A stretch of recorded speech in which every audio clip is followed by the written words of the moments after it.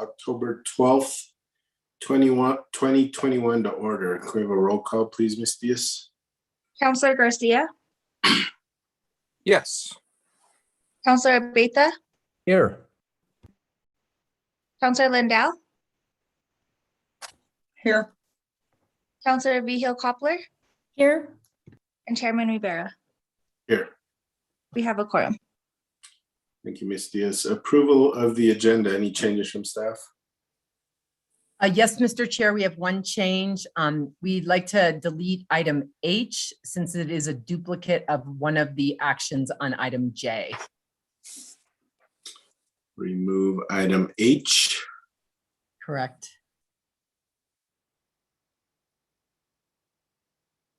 Okay. Okay. Anything else, Ms. Wheeler? That's it, Mr. Chair. Thank you. All right. Anything from the committee? Mr. Chair, Councilor Vigil Koppler? are there any attachments to item 6A or B? I didn't see any. I have attachments on my Prime Gov, so I don't have any attachments on mine. I do. any advice, Ms. Diaz, or maybe Joe, or I don't know, Jesse's on about how to view those attachments? Yes, Councilor Garcia. So I had the same problem yesterday with a lot of the agenda items. It seemed like if the attachments weren't there, which a lot of them there are now, what I would recommend maybe to close the agenda that Councilor Vigil Koppler that you're accessing, close it, go back in and reopen the agenda. And it might populate in that manner. That's what happened to me. I noticed a lot of things populated today for some reason. All right, Ms. Diaz, you were going to say something as well? I was just going to confirm if it was for item 6A and B because I don't see attachments either. I'm not sure if those actually have attachments with them. They must, because I have attachments in my Prime Gov that I can view. Okay, so then maybe just close out and open it again. I'm sorry, Mr. Chair. So 6A is the road presentation. Is that correct? Yes, and the item B is the monthly water supply and demand update. I Yeah, still my don't have fault. attachments. My fault. I was looking at 7A and 7B. So you mean 6A and 6B, those are both presentations. So they probably don't have attachments. They're probably just, again, presentations, and we can ask questions as they go, or they may ask to share their content with us. But typically presentations, sometimes they have attachments, sometimes not. Mr. Chair, I'm sorry. I think I have to make another amendment to the agenda because we'd like to make the road presentation at the next Public Works Committee meeting. Okay, so that was 6A? 6A, correct. And Mr. Chair, I thought there was packet material associated with my presentation, but it is available at santafenm.gov/water. And I will share my screen and show it as well. So after you share your screen and do the presentation, you can send that to all the committee members. Is that correct? That's correct. I'd be happy to do that. Okay. So 6A has been removed to the next meeting, and 6B, Jesse will share his content and then provide his presentation to all the members after the meeting. Is that okay with you, Councilor Vigil Koppler? Yes, and I would like if we're going to do the road thing, item A, at the next meeting, I would like attachments for that prior to. Right. Absolutely. Is that okay with you, Ms. We'll be Wheeler? happy to. That would be fun. We'll be happy to provide that. It'll be important because there will be a lot of data. Okay, thank you. All right. So what are the wishes of the committee with regards to approval of the agenda? Move to approve as amended. Second. Motion for approval by Councilor Lindell, second by Councilor Garcia. Any further discussion? Roll call vote, please, Ms. Diaz. Counselor Garcia, Yes. Counselor Abeta, Yes. Counselor Lindell, Yes. Counselor Vihil Coppler, Yes, and Chairman Rivera. Yes. Motion passes. All right, next is approval of the consent agenda. Any changes from staff? Besides item H. No other changes from staff, Chairman. All right, anything the committee would like to pull off consent? Councilor Vihil Coppler.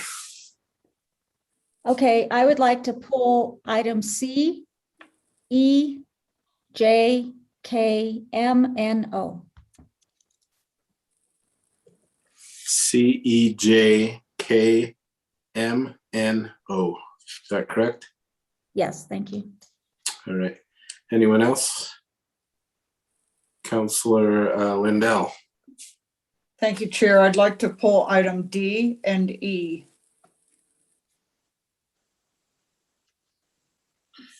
And Councilor Garcia, I saw your hand up. I was going to say the exact same thing that Councilor Lindell did. But thank you, Councilor. D and E as well. Okay. Councilor Beta, anything? D and E, but it was already pulled. Thank you. Okay.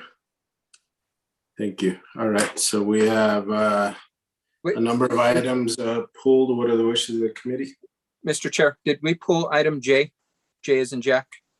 Yes. Councilor Vihil Coppler pulled that, yes. Okay, that's what I thought. I just wanted to make sure. Thank you. Okay. All right. Wishes of the committee? Move Move to to approve approve. as amended. Second.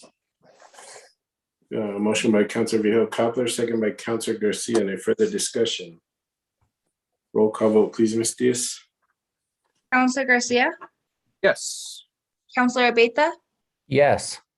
Counselor Vihil Coppler, Yes, Counselor Lindell, Yes. and Chairman Rivera. Yes. Motion passes. Thank you. Next, approval of the minutes from our September 27th meeting. Any changes from staff? No changes, Mr. Chair. Anything from the committee? Wishes of the committee? Move to approve. second. Motion for approval by Councilor Lindell, second by Councilor Vihil Coppler. Any further discussion? Roll call vote, please. Ms. Diaz? Counselor Garcia, Yes. Counselor Abeta, Yes. Counselor Lindell, Yes. Counselor Vihil Coppler, Yes, and Chairman Rivera. I'll abstain. Councilor Lindell served in my stead at that meeting, so I was not there. So thank you. Thank you, Councilor Lindell. Of course. Thank you. All right, so motion carries. We're on to presentation informational items. 6A has been postponed to the next meeting, so we're on to the 6B, monthly water supply and demand update for September 2021. Jesse Roach to present. excuse me, Mr. Chair. Yes. I'm sorry, but if you look at the minutes, it shows you as being present. Can you correct that, Ms. Diaz, as I was not Councilor Lindell Yes, chaired the meeting. Thank you. Thank you. Thank you, Councilor Vihil Coppler. All right, on item 6B, Jesse. Mr. Chair, members of the committee, thank you for your time. I'm going to present the September update. And again, this is available on our website, which is at santafenm.gov/water. If you click on the September 2021 supply and demand, it'll open up a PDF, which for the sake of time, I've already opened. So this PDF has some bulleted text and some figures. I'm going to share the figures while I read through the bulleted text associated with those figures. City of Santa Fe Water produced 306 million gallons of potable water in September. 83% of that production came from surface water sources or our rivers.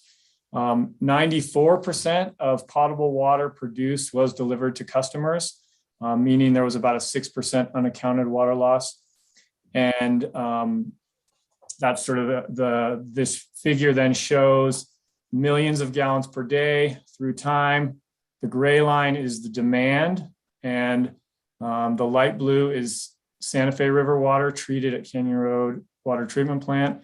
The dark blue is San Juan Chama water treated at the Buckman Direct Diversion. And the yellow is city well water, and the orange is Buckman well water. And I'm kind of just watching the screen here, so you feel free to stop me with questions, but speak up because I won't see you raise a hand. The next chart shows cumulative production through the year through September. And through September of 2021, we produced 6,940 acre feet of potable water. 74%, or the 5,143 number you see there, has come from river water, and 26%, or the 1,797, has come from wells. To put this groundwater number in context, we estimate that we have the ability to produce up to 5,000 acre feet per year on a renewable basis from our groundwater supply. So we're well under that, and our groundwater resources are recovering. And our 2021 water use is approximately double what we used last year, but still well within that sustainable limit.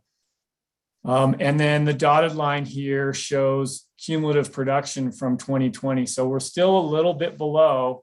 This year, we're still a little bit below what we produced to meet demand in 2020. And then the third set of figures shows reservoir storage. On the left, we see that the Santa Fe River reservoirs had 1,223 acre feet of water in storage at the end of September. This is 31% of capacity. On the right, we see that San Juan Chama water in storage was 13,118 acre feet of water. And we're also can see on both of these graphs the reservoir storage for the past 2 years. So 2019 in yellow, 2020 in orange, and again on the San Juan Chama graph. And then the next portion of the presentation is in response to some questions from last month. And for me, just to sort of distill the question into, so are we putting all of our eggs into one basket, and specifically the sort of return flow basket? And the short answer to that is no. We have and we will continue to consider and assess a wide range of adaptation strategies to assure a resilient water future. Of these, the return flow project is the most resource effective new adaptation strategy available, and therefore it's the focus of much of our current attention. But existing adaptation strategies, which are conservation and water rights acquisition, remain part of our day-to-day efforts. And adaptation strategies based on aquifer storage and recovery are under active consideration within City of Santa Fe Water. And so I'm going to sort of expand on that answer in the next several pages. So at a high level, the main threats that we see to a resilient water future are climate change impacts on supply, and then demand uncertainty. And when you put those two things together, there's the potential for supply shortages if we don't do anything. And that's the big caveat, is if we don't do anything.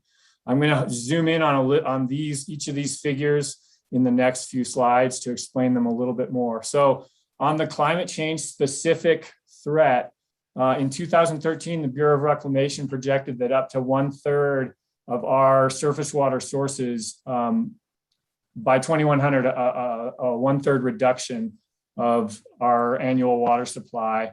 And although an update is currently in the works, this remains the best available published estimate of the potential climate change impacts on our water resources. So we're looking at a quarter to a third potential reduction of our supply by 2100. If you add in that we are there's a lot of uncertainty as to what is the demand that we will be serving. This graph shows out to 2070 estimates. Then now this is just estimates of population.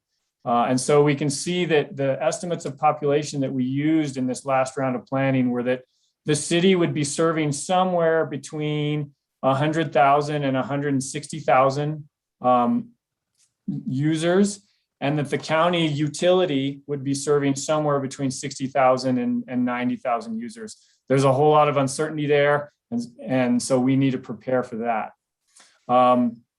When you put those two things together, potentially diminishing supply and a potentially growing demand, I think it's clear to everyone that there's potential for shortage. So, and this is by the let me explain this graph a little bit before I read through this text. So what we're looking at in this graph is from 2010 through 2070, what sort of water shortages might we see if we layer that climate change scenario, those climate change scenarios and those demand growth scenarios together, and we don't do anything. So that's the key again, is if we don't do anything, we are likely to see shortages.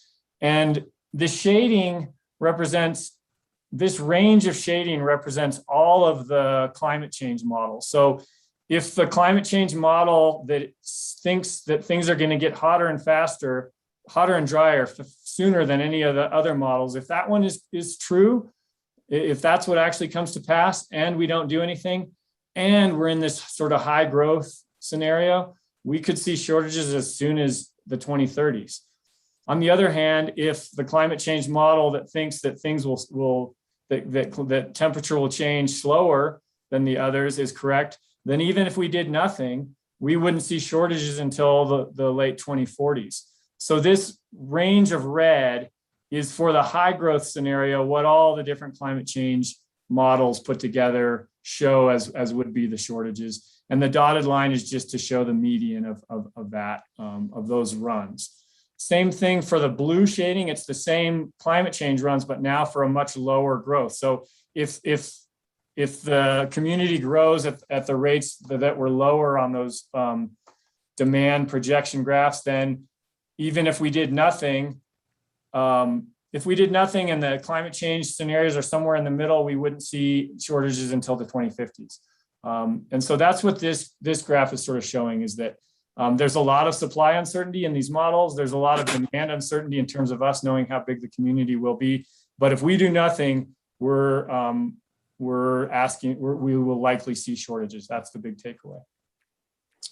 So back to this 2015 Santa Fe Basin study that we did, we looked at that and said, okay, there's shortages, potential shortages are coming. What can we do about those? And the jargon that we use for that is adaptation strategies. What can we do to reduce those potential shortages out in the future? And those strategies are 4 different categories. They were lumped into water conservation, direct and indirect reclaimed water reuse, aquifer storage and recovery, and additional surface water rights. Those were the 4 bundles that we looked at. And then in red is what we've done since 2015 as a result of this study. And water conservation is something that I've shown in other presentations that we've done a tremendous job at since the city acquired the water company in 1995. And that has become part of our ethic. It's what we lead with. And we have, a $1.6 million budget each year to support it. It is ongoing and we'll never stop doing it. Direct, indirect reclaimed water reuse. This was the one that we looked into more and through evaluation concluded that the San Juan Chama return flow project was the best project to maximize our potential reclaimed water resource. And we're moving actively towards that. Aquifer storage and recovery. We are evaluating concepts for aquifer storage and recovery of Santa Fe River water in or near the river channel. And we're also evaluating concepts for potential infiltration of effluent or raw river water for recovery with Buckman well fields 11 through 13. And then finally, additional surface water rights, and we do continue to purchase those and require large developers to do the same on our behalf, and require all development to offset their added demand through water rights. So in conclusion, City of Santa Fe Water has and will continue to evaluate all reasonable options to maintain a resilient water future within a wide range of potential future scenarios. With that, I'm going to stop share and stand for questions. Any questions for Mr. Roach? Councilor Lindell. Thank you, Chair.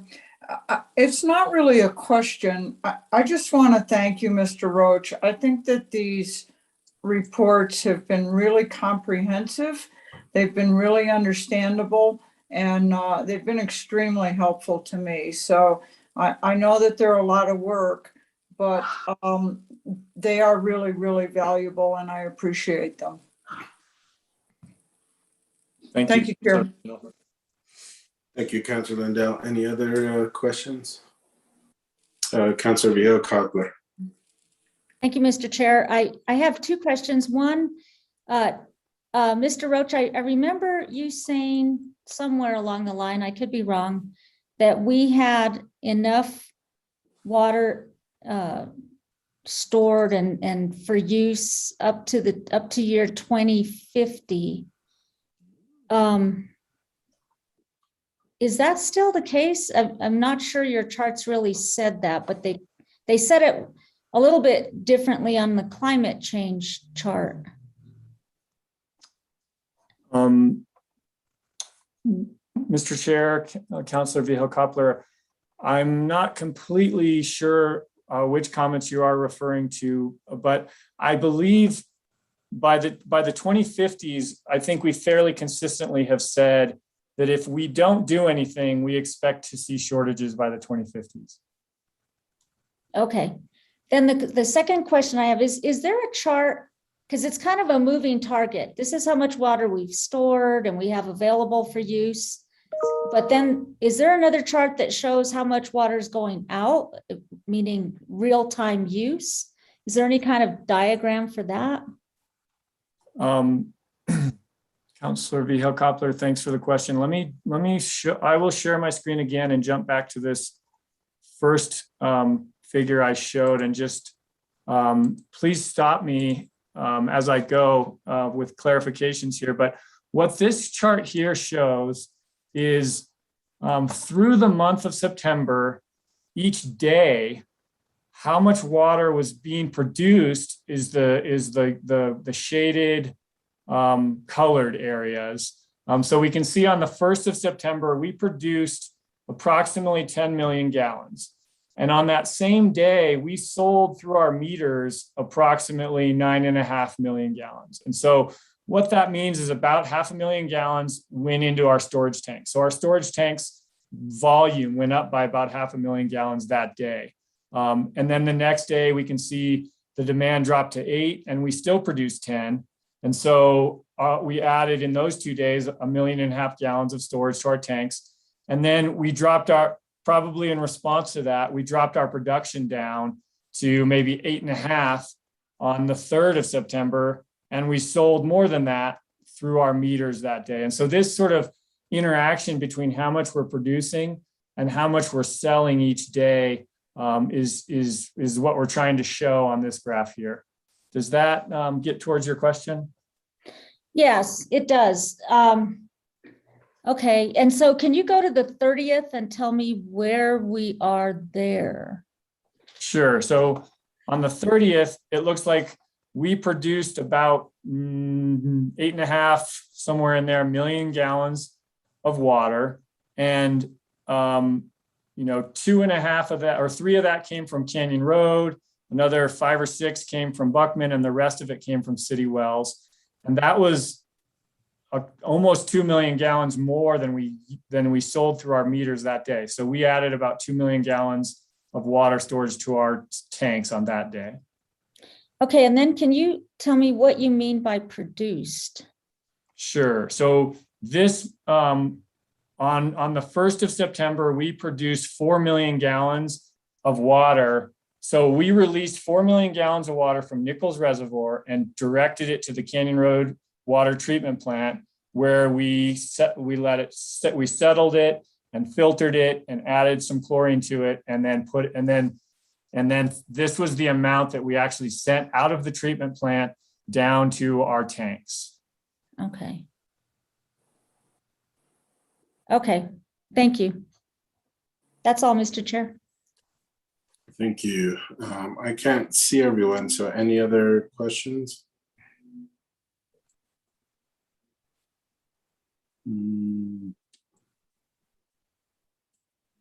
Jesse, excuse me, can you talk about blending of water and why we do it? Mr. Chair, I may not completely get the question, but the reason we have multiple sources certainly is so that we don't rely on any one at any given point. And the foresight of the city to bring on a second surface water source has really allowed our wells to recover, so that in periods of drought, we really can lean on them. So that's sort of, in a nutshell, our strategy right now is to use surface water when it's available and rest our well fields as sort of I liken it to a checking account and a savings account. And we try and we know exactly what's in the savings account. We can look up in the reservoirs and see it. We have a sense of the snow pack that's in the mountains. And on the other hand, we don't understand as well our groundwater resources. We know we can go to that bank and we know what we can get out of it, but we prefer to rest it and watch those levels recover. Does that get towards your question? No, I'm looking more at, aren't there chemicals, not chemicals, I guess minerals that are more abundant, like with the well field than with the reservoirs, and blending that water so that there's not as much minerals in added or taken out, so that it sort of balances the water out. Does that make sense? Yes, and Chair Rivera, you're definitely correct, and I thought maybe that's where you were going, but before I dove into the weeds, I tried a higher level answer. So yeah, in the Buckman well field in particular, there are some constituents that if we were to pump, then there's just a couple wells that have some background minerals that are at a higher level than we would want to have in the water. And so if we had any one of those wells on by itself, we would be above water quality standards. And so we make sure that when we run those wells, we also are either running other wells with better water quality or mixing it with the BDD water. And fortunately for us, the way the Buckman well field is set up, all of that water is moved into the 10 million gallon tank, which is our largest water storage tank over off of 599 in the sort of near the La Tierra open space. All of that water goes in there and mixes before any of it is delivered to any particular meter. So that's how we blend that water when we do have water quality concerns associated with any single well. And is that slide that you showed some water coming from BDD, some water coming from Canyon Road, some from the well fields, is that part of that blending or is that separate? Well, that water is being blended, especially the Buckman well water. So let's see, I'll share this real quick again, just to so folks can see. So on any given day, the Buckman well water is this orange water, and it's being constantly mixed with the BDD water, which is, or not all of it, but so the BDD water can go two directions, but a majority of it ends up going to the 10 million gallon tank and mixing with the Buckman well water, so that anything that's actually delivered into the system from that point would be a mixture of Buckman well water and BDD water. And so then it depends where you are in the city as to what portion of water that comes out of your meter is from any of these four sources. If you're in the downtown area and the city wells are on, then you're likely to be getting more city well water. We have a complicated pipe network model that would allow us to sort of estimate at any given area, what fraction of water from any different sources is ending up at a given meter. Okay. Great, thank you. Any other questions for Mr. Roach? See none at this time. So thank you, Mr. Roach. It is very helpful, and I just brought up the blending because I hadn't heard about it in a number of years. So just wanted to make sure all the other counselors knew about it and were aware of the need to use multiple sources at times. Thank you. Thank you. All right, we're on to our consent agenda, and the first item to be pulled is item C. Ms. Diaz, can you read that into the record, please? A resolution supporting offering at least a wage of $15 per hour for employees of the city of Santa Fe and directing the city manager to offer hourly wage increases for all full-time, non-probationary city employees paid less than $15 per hour. All right, Mary McCoy, I assume is here to answer questions. Councilor Vigil Koppler, you pull this. Thank you, Mr. Chair. I wanted to ask questions about the full-time versus part-time versus non-probationary employees. So my reading of this and the purpose behind this is to recognize a minimum wage for a job done. And so I know this is has nowhere in the resolution or in discussion that I am aware, there is not any reference to this as a merit in type pay. It's a minimum wage pay. So full-time versus, I'll start there, full-time versus part-time. Full-time generally work in a regular schedule, 40 hours a week. Part-time work anywhere, maybe less than that. Let's say 20, 24, maybe less. I don't see, and then there's non-probationary.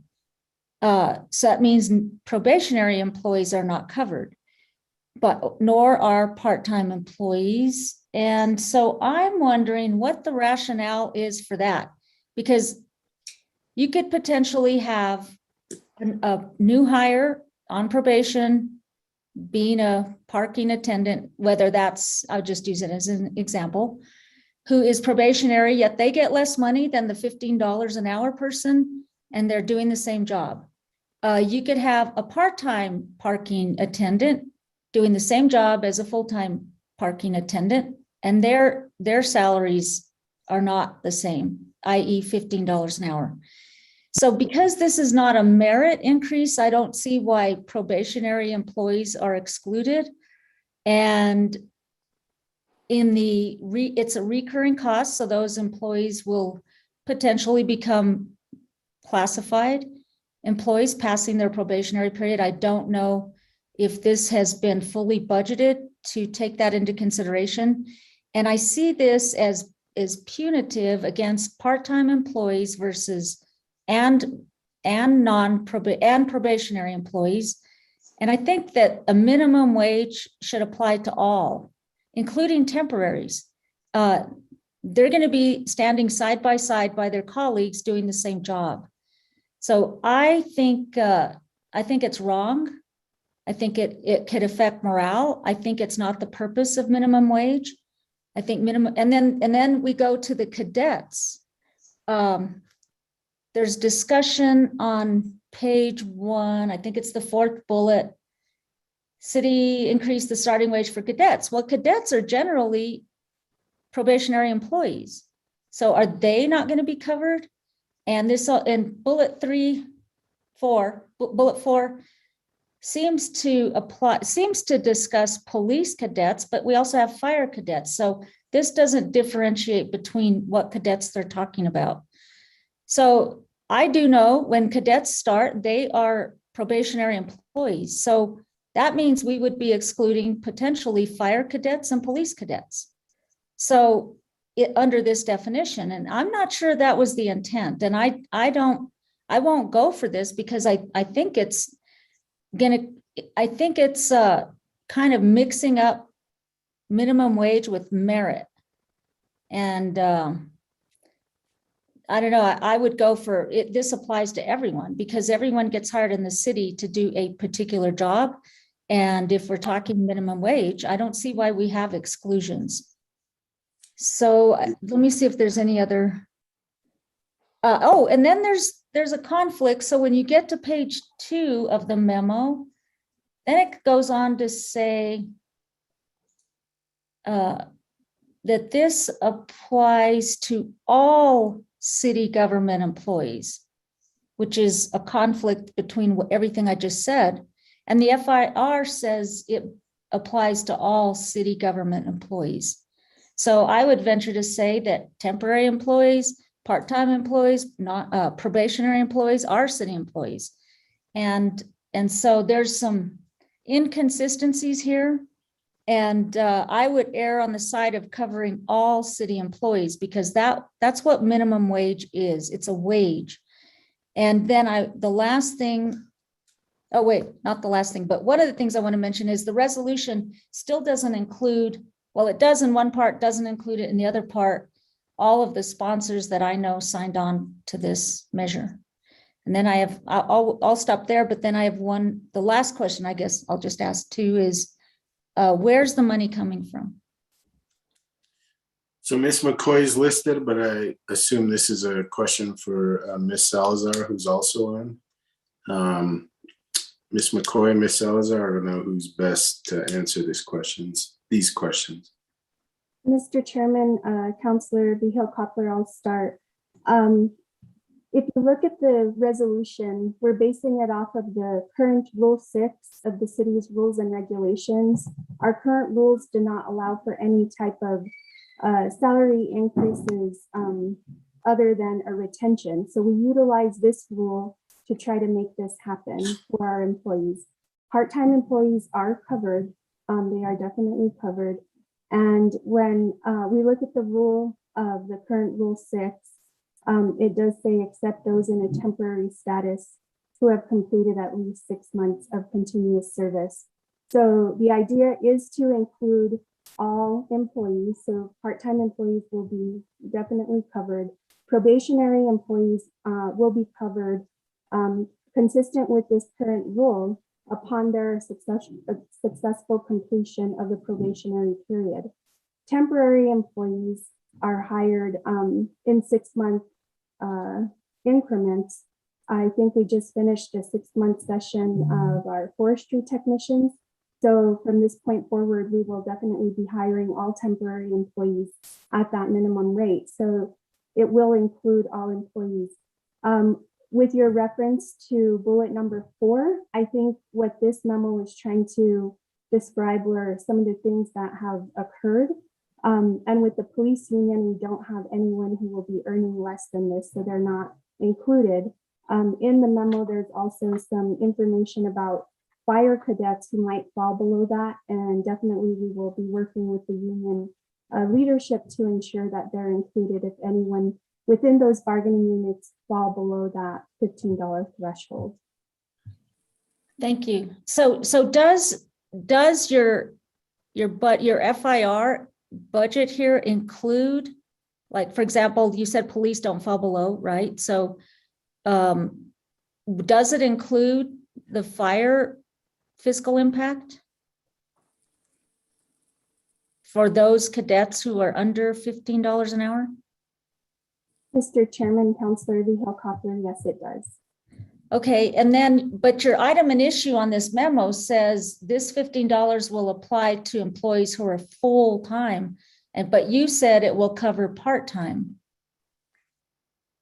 Yes, if you look at the resolution, again, we're referring to Rule 6 to try to keep it as simple as possible, and it will include the part-time employees.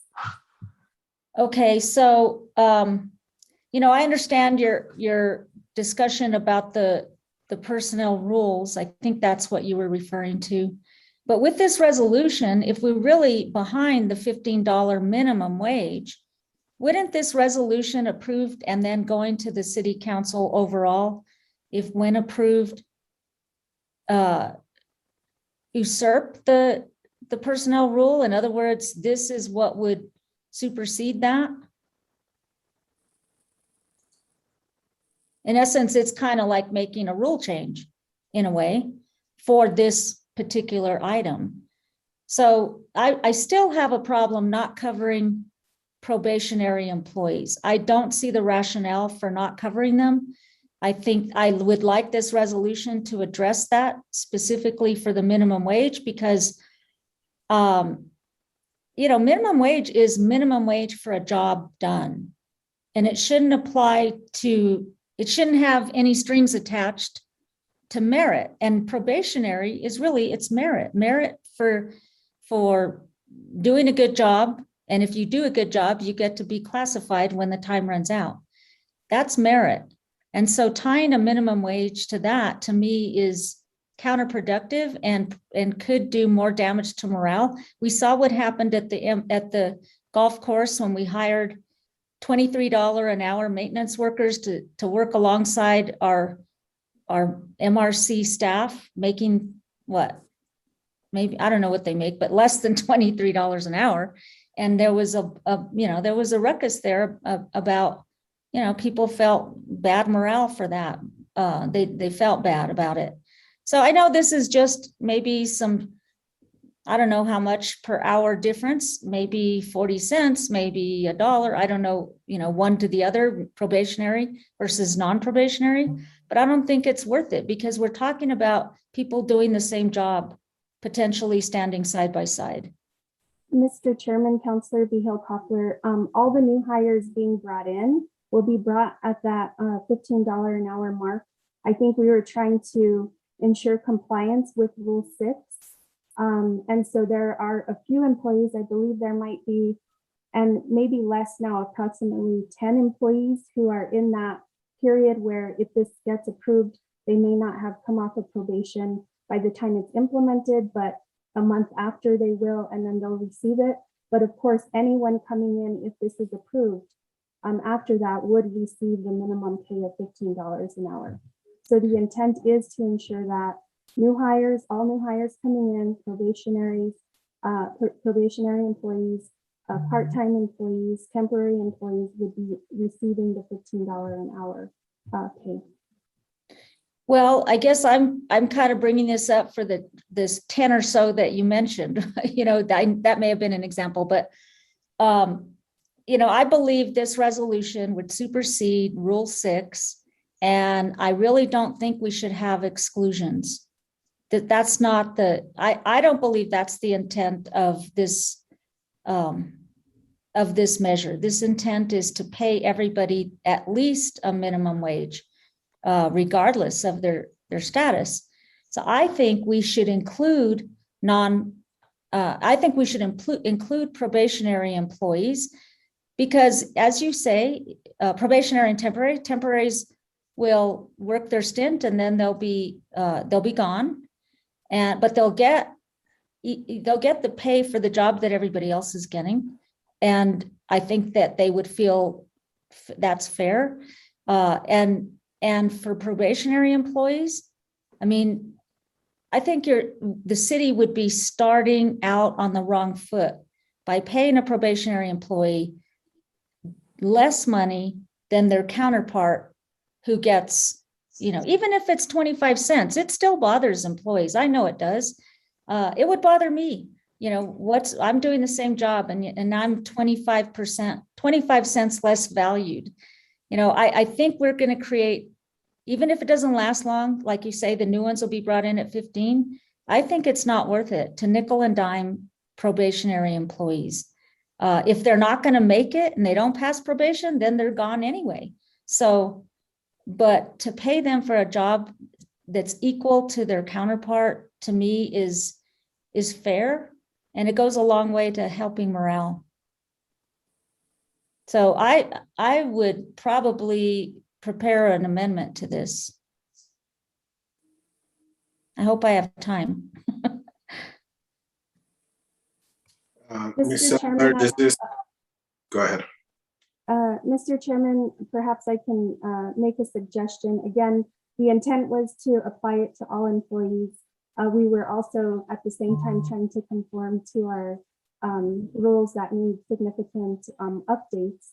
But certainly we can look at this from an equity standpoint and work through it that way and ensure that these employees get the $15 an hour increase if it gets approved upon implementation and not have to wait, because again, it affects very few employees. It's not going to be a huge budget impact. I think I can work with the finance director to make that happen.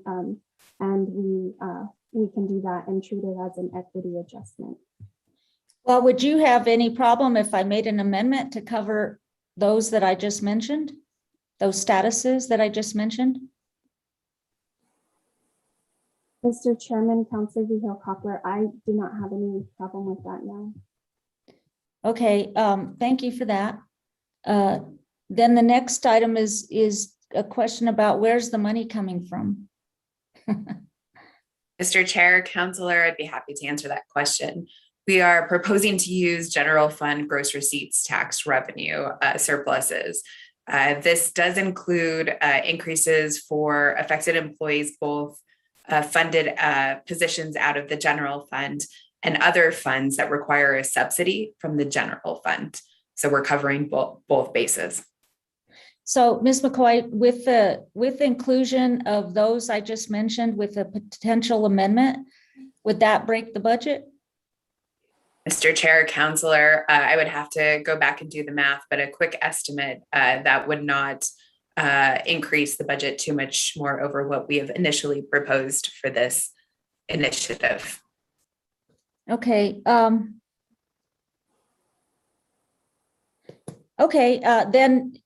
I don't know if you'd have to change the FIR or not. I mean, it's a decent summary of everything, and maybe a little bit more money that's not accounted for in the FIR isn't going to make that much of a difference. So, okay, I will intend to do an amendment. So thank you. Thank you, Mr. Chair. Thank you, Councilor. Any other questions? Ms. McCoy or Ms. Salazar, can you make sure I get added on as a sponsor to this? Appreciate it. Mr. Chair, yes, we can do that. Thank you. Any other questions? Mr. Chair? Yes. Thank you. Just a clarification that, as I mentioned earlier, not all the sponsors who signed on are listed in consistently. So if that could be, that documentation could be corrected, that would be good too. Thank you. Thank you. If we can make sure that all councilors that have sponsored this are on the resolution, that would be great. All right, what are the wishes of the committee for this? You pull this, Councilor Vigil-Coppler. I'll move to approve with the caveat that I will be introducing an amendment by tomorrow. Thank you. Second. We have a motion from Councilor Vigil-Coppler, a second from Councilor Garcia. Discussion, Councilor Lindell.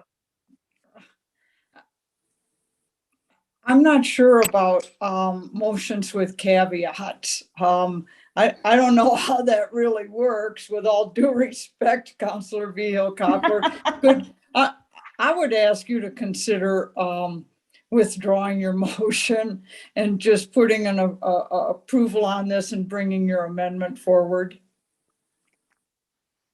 I'm not sure how that works. Okay, I'll if provided that my seconder agrees. Withdraw. Okay, I will move to approve, and you all know what I'm going to be doing. That seems a lot better, Councilor. Thank you. Thank you. Thank you. So we have a motion for approval. Do we have a second? Second. Motion for approval by Councilor Vigil-Coppler, second by Councilor Lindell. Further discussion? Roll call vote, please, Ms. Diaz. Councilor Garcia, Yes, and please add me as a co-sponsor. okay. Councilor Beta, Yes. Councilor Lindell, Yes. Councilor Vigil-Coppler, Yes. and Chairman Rivera. Yes. Motion passes. Thank you. Next, we're on to item D. Can you read that into the record, please, Ms. Diaz?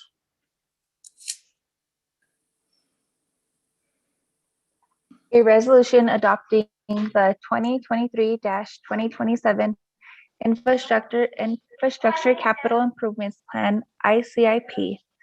Regina Willer. Thank you. Councilor Lindell, you pull this as well as Councilor Garcia and Councilor Beta. So Councilor Lindell, you're up first. Okay, this is such a kind of a long issue. We're looking at our top 5 here. And I guess for me, in this top 5, we've got a couple of items that I don't consider any of these particularly luxury items. I think that they're items that over the course of time need to happen. But I think that in our top 5, we have a couple of other items that for me belong because we have no choice with them. Let me just talk about a couple of the items that are in the top 5. The Swan Park project. I'm super uncomfortable at this point in time in expanding parks in as much as we are struggling mightily to take care of what we already have. Secondly, within that project, the scope of work, when I see us putting restrooms into a park, it worries me mightily. We have not been very successful in having restrooms in parks that don't get vandalized, getting them locked and unlocked. It puts a lot of pressure onto staff. So that item bothers me. Another item on the list that bothers me is asking for $2 million for a library design. That means we're talking about a $20 million library project. And we all know that that's optimistic, because if we say 2 million, it'll end up being 2.5 to 3. And if we say it's a $20 million library, it'll end up being 25 to 30. Now, the items that I've looked at that for me, we really have no choice on are items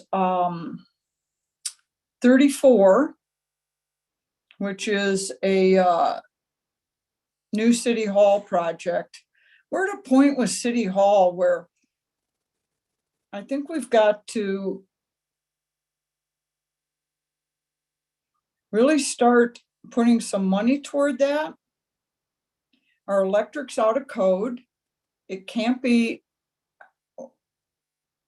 improved. It can't be fixed. We're nowhere near ADA compliant.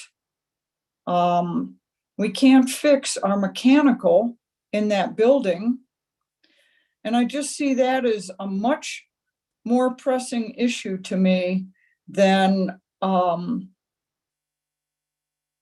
expanding a park right now, considering, like I said, we're really not able to take care of the parks that we currently have. And we never look at these projects as to fiscal impact over time. The other project, and it's the West Alameda project. It happens to be in my district. I wish it wasn't. It's a project that we don't have much choice on that project. We're in a push back and forth all the time with the county about that road. And I just think that yeah, who wouldn't like to have more parks or a new library? But I think that I just think these other items in this, these two items in particular on this list, that we don't have any choice but to start to face what we have with these. And I don't know what much else what to say about it, Chair. I'd love to have a whole bunch of the projects on there, but I'm looking at things that are absolute necessities. And I'm bothered by City Hall that we can't fix our mechanical because we're so far out of electric code on it. So that's what I have to say, Chair. I can't support the list as it stands right now. I wish I could, but I can't. So those are my thoughts on it.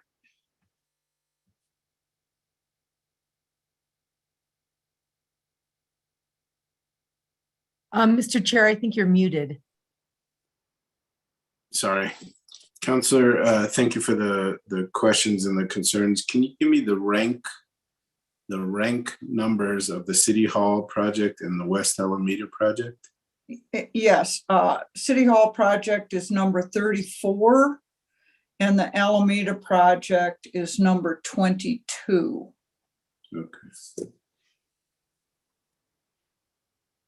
Thank you. And I think that's part of what we're here to do today is talk about these rankings. I think these were the rankings from last year, so I think there'll be some changes.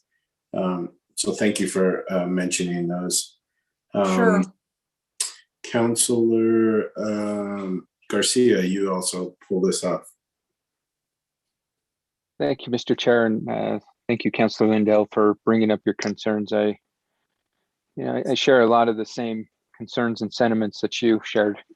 And this is what I think my second go around with the CIP list, and I'm just trying to wrap my head around why we fund a project and we just let money sit there, and it can be years until we project or we want it to be fully funded. That's in my opinion, we're doing things halfway through. For example, you've got the Harrison Road, item 11. This is an issue that, why isn't this number 1 or 2? We know this is a major concern and safety area for the community. We've already funded $400,000, it says, roughly $250,000 left to fully fund the project. Why not put the $250,000 to get that project completed? And Councilor Lindell's raising her hand. I'll defer to her for a second. Thank you, Councilor, very much. I want to mention that on that particular project, yeah, we've been pushing it for years and years. And Councilor Villarreal and I have both put that again as our number 1 district project. So we're very hopeful that that one gets taken care of this year. But I appreciate you bringing that up. I'm just trying to shed light on that particular one. I totally agree with you. And I mean, and thank you, Councilor Lindell, for providing some additional context. But I think that's where we shouldn't have to have it a district priority when it's halfway funded. We should have the district priorities to begin new projects. And so I think, we really need to look and prioritize what is essential. I mentioned this during the meetings we had with Ms. Wheeler a couple weeks back in regards to, we know that there's going to be more than likely some major infrastructure dollars coming down from the federal government. And which of these projects would fit into that pool and rank them lower? Because we don't want to then be pulling resources from a pool of money that can be paid for resources elsewhere. I think reprioritizing the list is essential. I brought up my concerns with item number 4, which is the median beautification project. I think we can all agree that our medians need to be re-looked at and redesigned. But as I was beginning to unpeel that onion, I'm not in agreement with putting together a design that costs $70,000 per median. I mean, $70,000 per median is excessive when we've got much more needs throughout our city, and we can figure out a much more, I guess, cost-effective manner to redesign our medians. So I would rank that one a lot lower than top. I wouldn't even put it at top 20 with that type of price tag. I wouldn't even put it on the list. I'm actually kind of disappointed we would look at something for $70,000 per median. So I guess my question is, next steps, how do we begin to work to re-rank this? I know it's going through the committee process, but what is the official process in regards to reprioritizing the list? Mr. Chair. Ms. Wheeler, can you talk about first the list and what it's used for and what the top 5 really is all about with regards to the state legislature, and then what the rest of the list means? Thank you so much, Mr. Chair. It's a great point. Excuse me. So this is our full infrastructure capital improvement plan that we're required to submit to the legislature on an annual basis in order to be eligible for legislative appropriations. The first 5, the top 5 projects do get special attention by the legislature, but all the other orders after that are meaningless. So it's only 1 through 5 that's a meaningful order. And actually, our normal process is that we approve this ICIP list in this sort of draft form that's been updated by staff and has been already submitted to DFA. This particular resolution we're looking at with this item is just to approve that submittal of our infrastructure capital improvement plan as required by the legislature on an annual basis. The next item, which is the legislative priorities item, generally the order of the priorities is changed by an amendment to the resolution that staff will incorporate into the DFA website as to reflect the governing body's final decision on the order of the top 5 and the district priorities. Does that answer the question? Yes. Sorry, Chair. Go ahead, Councilor Garcia. No, I was just going to say, so then there's no way to change this list because it's already been sent to DFA. We don't have any opportunity to change it, so to speak. Oh, no, Chairman, Councilor Garcia, that's not true. We are required to submit it by a certain date, and then we adjust the order based on the governing body's decision and the priorities letter. Absolutely. Okay, gotcha. Thank you so much. I appreciate that clarification. So then I guess the follow-up to that is just going through the committee process as we, through each committee, determine what we might want to see the movement and changing in the rankings. Because as I mentioned, I don't believe the median beautification should be top 5. I think there's much more pressing needs, especially at a price tag of what it's currently at. So I don't know how we go about if it's making motions in this agenda item. But I mean, that's something, and I completely agree with Councilor Lindell in regards to bumping up, re-looking at City Hall. I think that to me has always been the can we're kicking down the road, and we need to address it, and we need to figure out what we're going to be doing with that space and what's the future. Ms. Wheeler. Thank you, Mr. Chair. As I said, Councilor Garcia, I think the process we've used in the past is to actually establish the priorities in the item that's called the legislative priorities item, and that councilors introduce amendments to the resolution to change the order. I did want to add a couple of details, if that would be okay, about some of the issues that the councilors have brought up. Just for a data point, I think Councilor Lindell and Councilor Garcia are pointing towards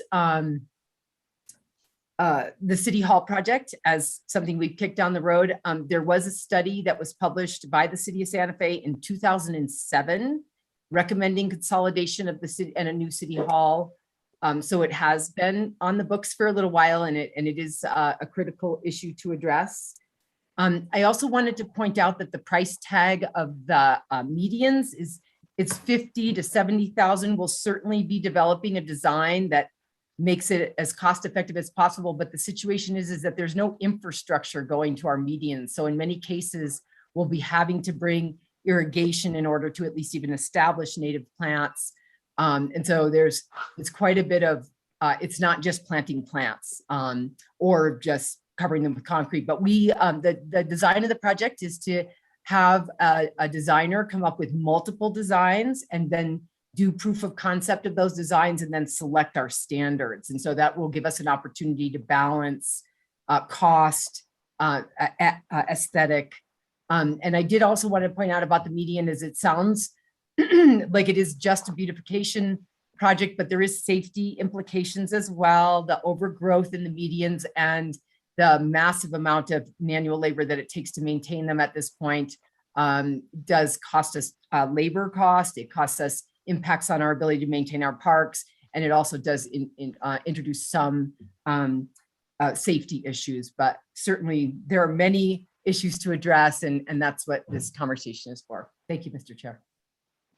Thank you. And Thank Ms. Wheeler, Councilor Garcia, Ms. Wheeler, real quickly. The top 5 are typically for those larger dollar city items. Is that correct? And then the council or the district priorities are for those for, I want to say typically $250,000 and less. So Harrison Road would fit into that district priority where the top 5 is looking at those larger dollar priorities. Is that correct? That's correct, Mr. Chair. Thank you. Councilor Garcia, you still have the floor. Thank you, Mr. Chair. I appreciate that, and I appreciate the additional context from Ms. Wheeler, but I still think even at the cost of $50,000, that's way too much money. I think I would be hard pressed that we could find and work with local vendors and local designers to get medians done for a fraction of that cost. I know you were speaking about vegetation and plants and whatnot. Well, there's another route where we can go and doesn't require that. Installing new infrastructure, yeah, of course, that's going to cost that much money. But why, if it's going to cost that, why go that route? Why water something that's going to just bring in much more weeds? I think if you look at what a lot of the challenges we have with our medians is the Siberian elm invasion. And by watering that, you're just watering weeds that turn into trees that just spread more weeds, in my opinion. So I think that's where we really need to wrap our head around how we're going to do this, because if we don't have dedicated help like we do with some of the nicer medians that we have, in particular around the downtown area, well, then let's make it a much more manageable process where we won't need folks that will have to provide the upkeep. We won't have to waste critical resources like water, and do it still in a manner where it's safe and it helps to beautify the neighborhood. I think that's one thing where if we can get a control on that, you will see the support that will come from the community. And I think we need to go back to the drawing table at this one. $50,000 is just way too much for a median. We can spend $50,000 investing in our youth and early childhood programs, which will have way much more long-term investment in our community. So I guess with that, the next step I'm hearing is I'll have to introduce an amendment to the next agenda item to remove the median beautification project, because I think there's much more pressing needs than that right now. With that, I'll take a look at the list, and I think that's where, again, I guess the next agenda item is where we really need to tackle what the city's priorities are. No other questions. Thank you, Mr. Chair. Thank you. Councilor Beta. Thank you, Mr. Chairman. Looking at the list, the top 5 priorities, starting with number 1, the airport expansion, will not the actions that we undertake this evening and ultimately at council take care of the airport expansion for now, and then can it be removed off of the top 5? Thank you so much for the question, Mr. Chair, Councilor Beta. Actually, the legislative grants are a special kind of grant that actually could reimburse the city for some of the extra investment that it's offering. It's going to contribute to the airport expansion right now. And so the legislature had provided $10.5 million towards the project.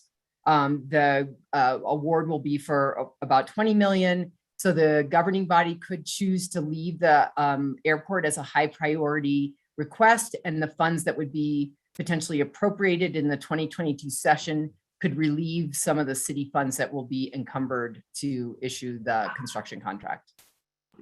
Okay, that makes sense then. As far as on the list on 17, you have Agua Fria South Meadows intersection. It was my understanding that was already funded and construction is going to start in the spring. Is that the case, or? Thank you, Mr. Chair, Councilor Beta. It actually is seeking additional funding. So there is quite a bit of funding on hand, and funding construction is scheduled to start, but there is additional funding. One thing that happened this year with this ICIP list is that we had the project managers update every single project on the list. So the numbers that you see as funded and requested are current. Agua Fria South Meadows is also eligible for impact fees and other DOT funding as well. I did want to let the Public Works Committee members know that we did think about the other funding that's going to be available with the expectation of the federal infrastructure money, the expectation of an upcoming GRT bond, and the expectation of an upcoming GEO bond.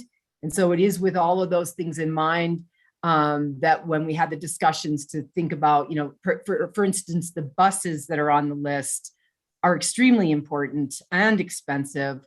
However, it seems like that really is in the sweet spot of what we've heard about the federal infrastructure money, and broadband, the same story. So yes, Agua Fria South Meadows is seeking additional funding. It does have other funding sources potentially. Okay, and then Councilor Garcia brings up some points about the medians that I want to continue to look at and consider, especially if perhaps moving it out of the top 5 would move the new fire station, Station 2, into the top 5. That was something that unfortunately was got caught up in COVID and the loss of budget. And when you look at the development that's going up in that area, there was a reason we had planned that fire station there. And I think we may even have committed to Santa Fe County to put the fire station there as part of the annexation agreement. So we may want to put that fire station back in the top 5, especially if something like medians ultimately gets removed. But I'm glad it's at least at 6 at this point. Thank you, Mr. Chairman. Nothing else. Thank you, Councilor Beta. Any other questions from committee? Councilor Villegas-Cobbler? Thank you, Mr. Chair. I agree with much of what my colleagues have said. We're going to have more discussion about the airport down in this agenda. And I will have to bring up that there's been much concern that we haven't spent the money that we've been given. We don't have a parking lot yet, and we're asking for more money. So I'll save my discussion on this for later, but I have a concern for going back to the legislature for more money when we haven't shown much progress. I agree with Councilor Lindell about, beefing up parks when we have parks that are falling apart. I agree with the medians. I don't think we have any business talking about medians right now when our parks are not being maintained. Medians are not more important than our children. And our children should have places where they can go and have baseball dugouts where they can play games, not have to worry about whatever, gopher holes or whatever those are. And, you know, we just need to have, I mean, look at Regal Park and the playground equipment and such. So I don't think we need to be, medians are more important than our children. I agree with the fire station number 2, and I think there's 2 big reasons. You know, it takes a long time to build a fire station. We spent a lot of money on design, and it's only going to get more expensive the longer we wait. You all are aware of all the new development going on. We've got the new development going on there at South Meadows, apartment complexes. We've got the other apartments that are going up across from Home Depot.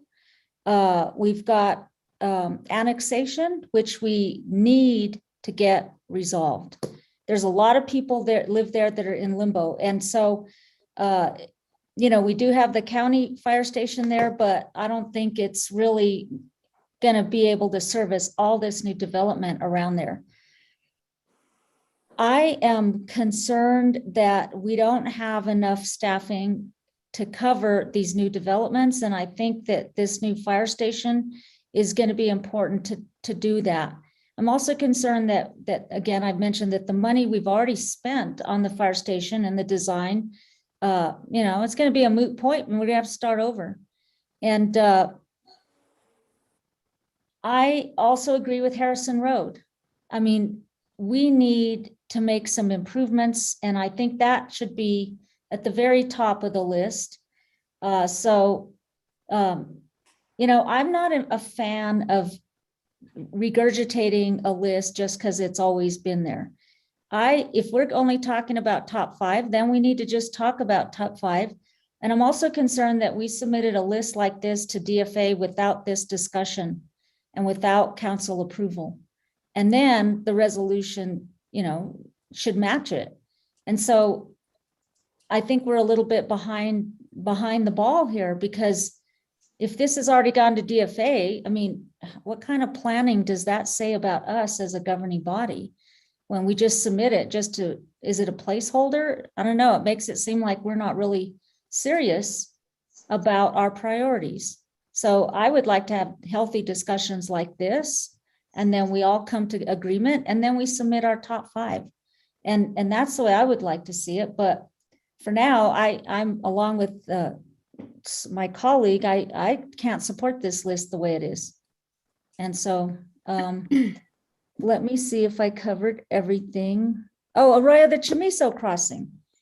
Gosh, that's way at the bottom of the list. And I don't understand it, because we've got some traffic nightmares here. And this is a major crossing. And we have a fire department right there who I know they have a key to that gate or something that opens it, but they go across that rocky arroyo maybe to get to the other side of town too. And we have people that have been waiting for this crossing for a long time. And so to have it way down at the bottom of the list, I don't know what that's about. And then the last thing I'll say, and I know it's not really part of this, but I am concerned about our tennis courts.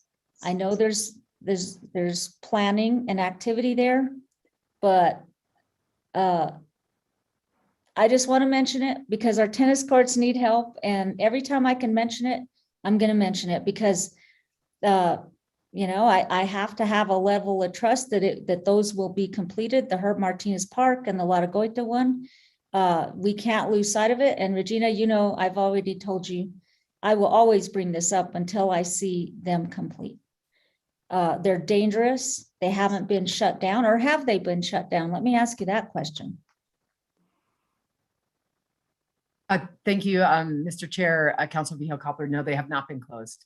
So are we waiting for an accident so that the city can be sued? I mean, these things are pretty dangerous, and there's still kids running around playing on them.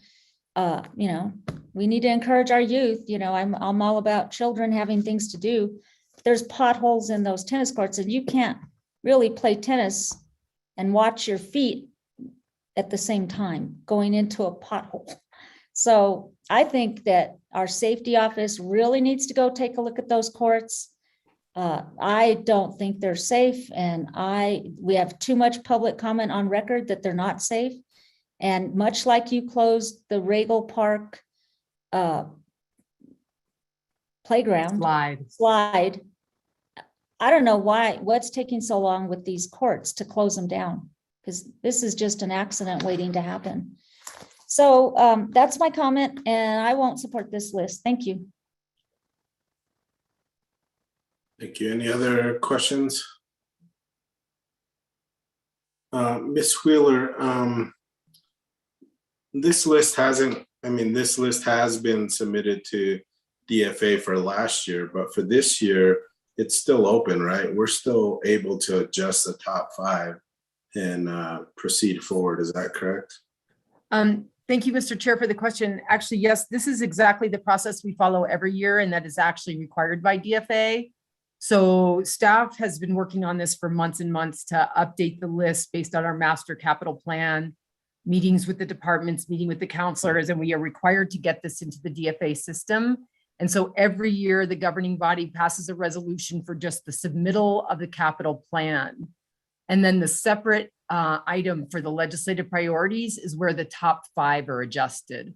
And again, the order after 5 is meaningless to the state. So it's meaningless to the state, but it's still important to the legislature and to other organizations that may be wanting to find funding for their particular projects, because as long as it's on our ICIP list, they can still request funding. Is that correct? That's correct. Yeah, thank you. So you adjusted the numbers, which you're talking about the dollar numbers. You didn't adjust the rank. We did. The rank after 1 through 5 has no meaning. It's just a list. And we did re-input all of the projects now. They've been completely updated. Okay. With regards to item number 34, which was the new city services center. So it looks at, 200,000 and then 3.8 and then jumps to 61 million and 65 million. What is that for? Is that a whole brand new city hall at a different location? Thank you, Mr. Chair. Yes, those numbers that you pointed out, the $200,000 is a space study to understand what city functions that we can co-habilitate in a new building. We're spread out over 100 buildings in our city operations now. It's a very expensive way to do business. It introduces inefficiencies in energy as well as in staff time. So a study would be done to evaluate what functions could be put together in the new consolidated city services center and to confirm where it should go. The second chunk of money is a design amount. And then the third chunk of money is the construction. And yes, it would be a new building at a new location. Okay. And have we ever received that kind of money from the state? Thank you, Mr. Chair. No, and that's a great point. I think that's why you see the library, us requesting the design money. It both starts to address one of the issues that the counselors has raised about getting money and then taking too long to spend it all. Because if you get the whole chunk for construction and design, and then you have to be in design for 1.5 years or 2, doing proper public engagement and validation with regulations. So we've separated out the design piece for the library. And I think getting the design money for the new city hall would be a great way to start, actually. Yeah, thank you. With regards to item 22, the West Alameda project, that was supposed to be annexed, and then the county, I think, decided or asked that we not annex a portion of West Alameda. Is this to bring that area up to speed, or where would we go to? Where does it stop with regards to the West Alameda, where the city is responsible for? Thank you, Mr. Chair. Actually, by the annexation agreement, the city took responsibility for the road, period. And the county did agree in the annexation agreement to participate with the city in required drainage improvements. And we do have the drainage improvement study was completed about 1 year ago. It indicated an $8 million price tag at that time for the improvements, curb and gutter to manage the stormwater. So it's the city's responsibility, the road, but the county is a partner in this improvement by the agreements. And who would be responsible for maintenance of the road after that? The city is already and will continue to be. Okay. So even though a portion of West Alameda still belongs to the county, we're still responsible for the road? That's correct. What about the agreement that we wouldn't accept a road until it was up to city standards? Thank you, Mr. Chair, for that question. That really relates to private roads and developed roads by private developers. So it's really about private roads. Before they come to the city, they have to be inspected to meet the city standards. I don't think we have the same regulations on annexation agreement communication with the county. All right. So do we know if the county is making a similar request to the legislature with regards to the Alameda project? Mr. Chair, we do not know. Okay. All right. And then with regards to South Meadows and Our Free, I agree with what Councilor Beta said, but I think the amount is low enough that we can probably look at it as a district priority. And then as far as fire station number 2, I agree. If we move things off, that should move up. Again, part of the annexation agreement meant that we would provide fire and ambulance service for that part of town.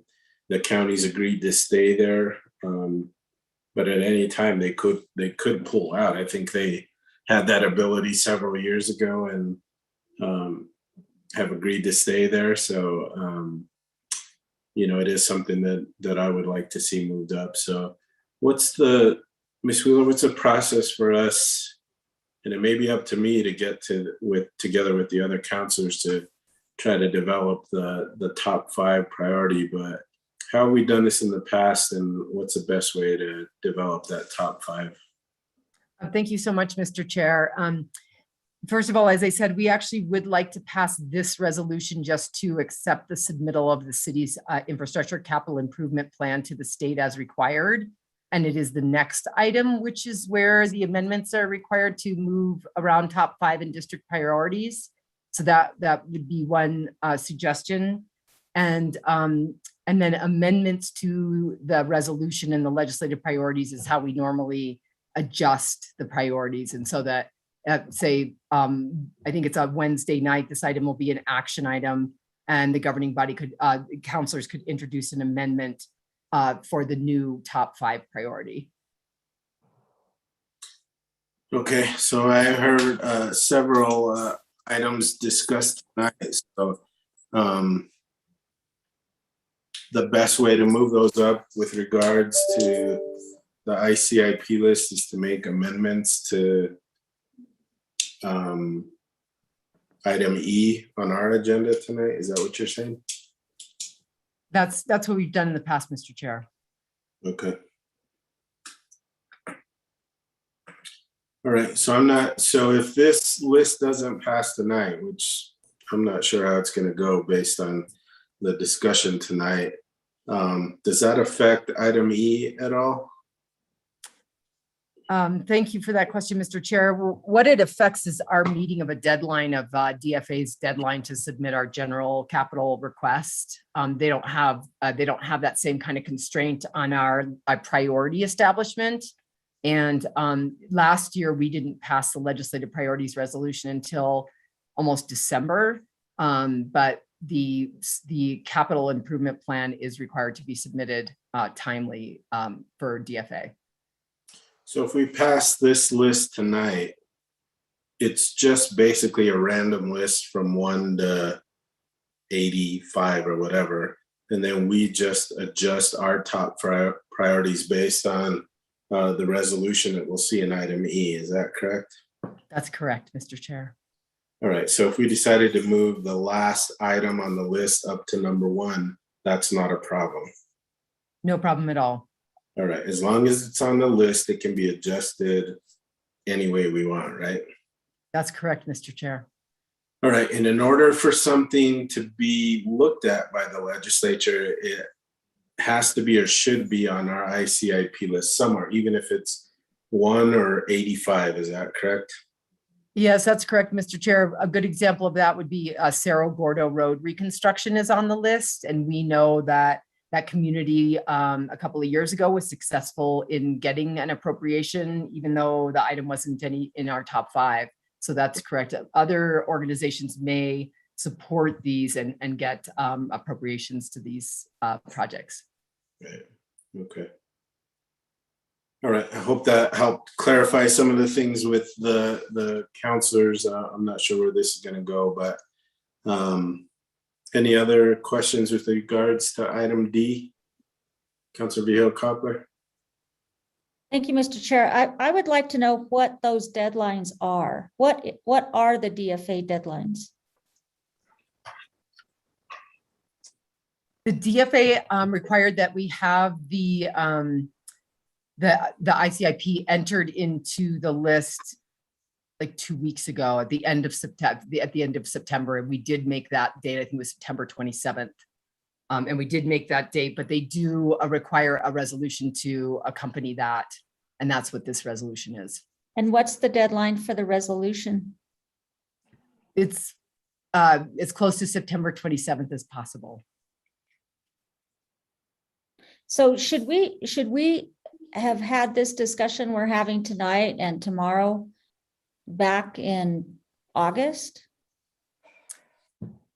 Mr. Chair, Councilor Vihil Coppler, I suppose, but staff actually wasn't able to get all 300 projects entered into the system and updated and ready for your review by then.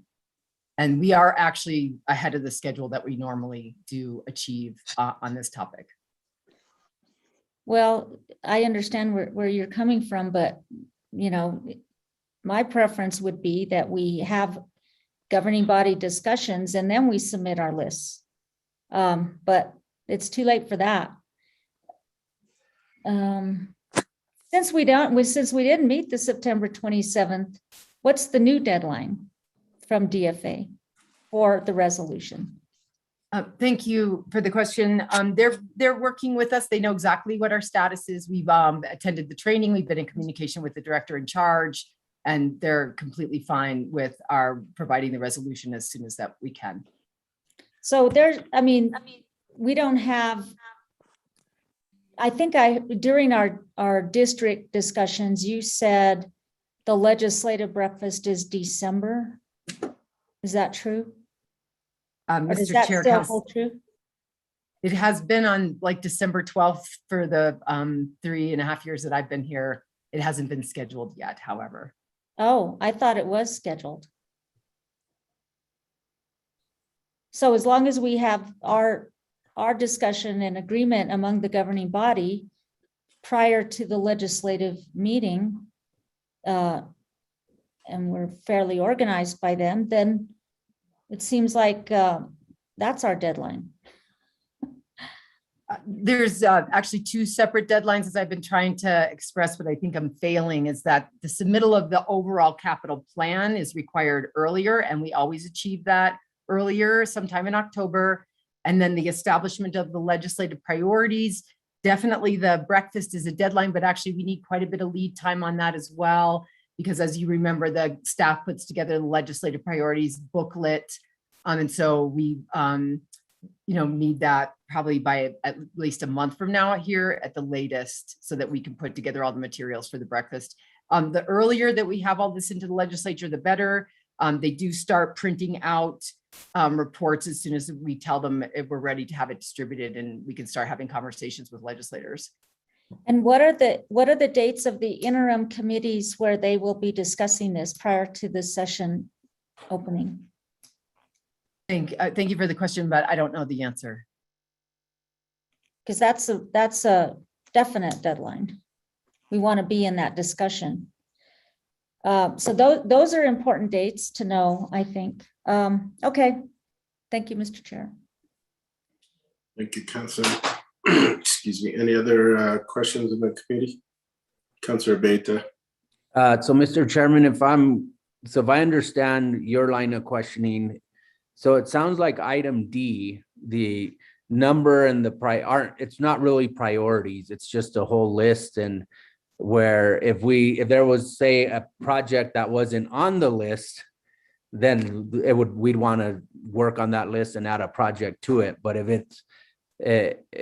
so it sounds like D then could be approved this evening, and where we really need to spend our time and focus is item E, which is where we actually take item D and prioritize, especially the top 5. So it's possible we can pass D tonight, let that go through the process, and then just continue to work on E, as you had stated. Maybe it's you get together with us individually, or we postpone it and we have a more thorough discussion next time.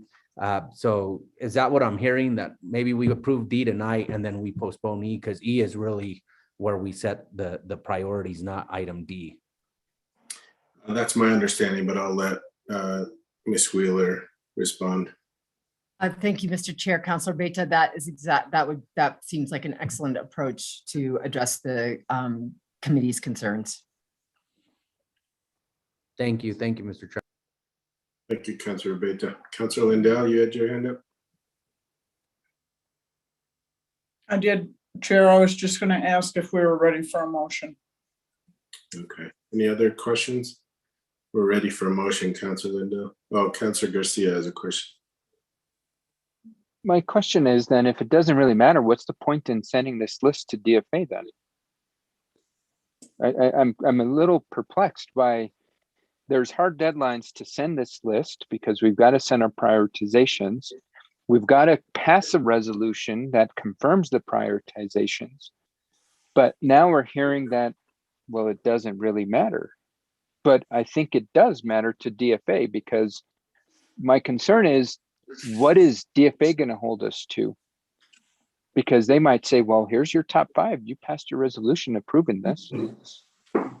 Thank you, Mr. Chair. Councilor Garcia, for that question. Actually, this is the procedure that we use every year. We submit the entire capital plan first by their deadlines. And the reason they need a little extra time is the director of DFA actually does go through every project and review it to make sure that our submittal is complete. So they have quite a bit of work to do before they prepare reports for interim committees. And so we always pass a resolution about this time, submitting our capital plan in whatever order it's in. And then we always pass another resolution later that is the priority, the top 5. Right. No, I agree. I understand that. But let's just say hypothetically that the next item, which is the legislative priorities, is a completely different 5 items, where DFA is now sent out the interim committees. This is what Santa Fe is going to be requesting, but then our delegation gets a completely different list, and they're not matching. And again, to Councilor Vigil-Koppler's point earlier, it makes us look like if we're not doing our work correctly. Thank you, and I Mr. think that's Chair. my concern.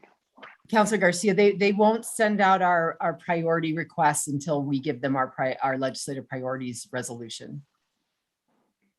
They just are doing internal work to validate all of the items in the package. Director Jones, did you want to add to this for some reason? Mr. Chair, members of the committee, if I could.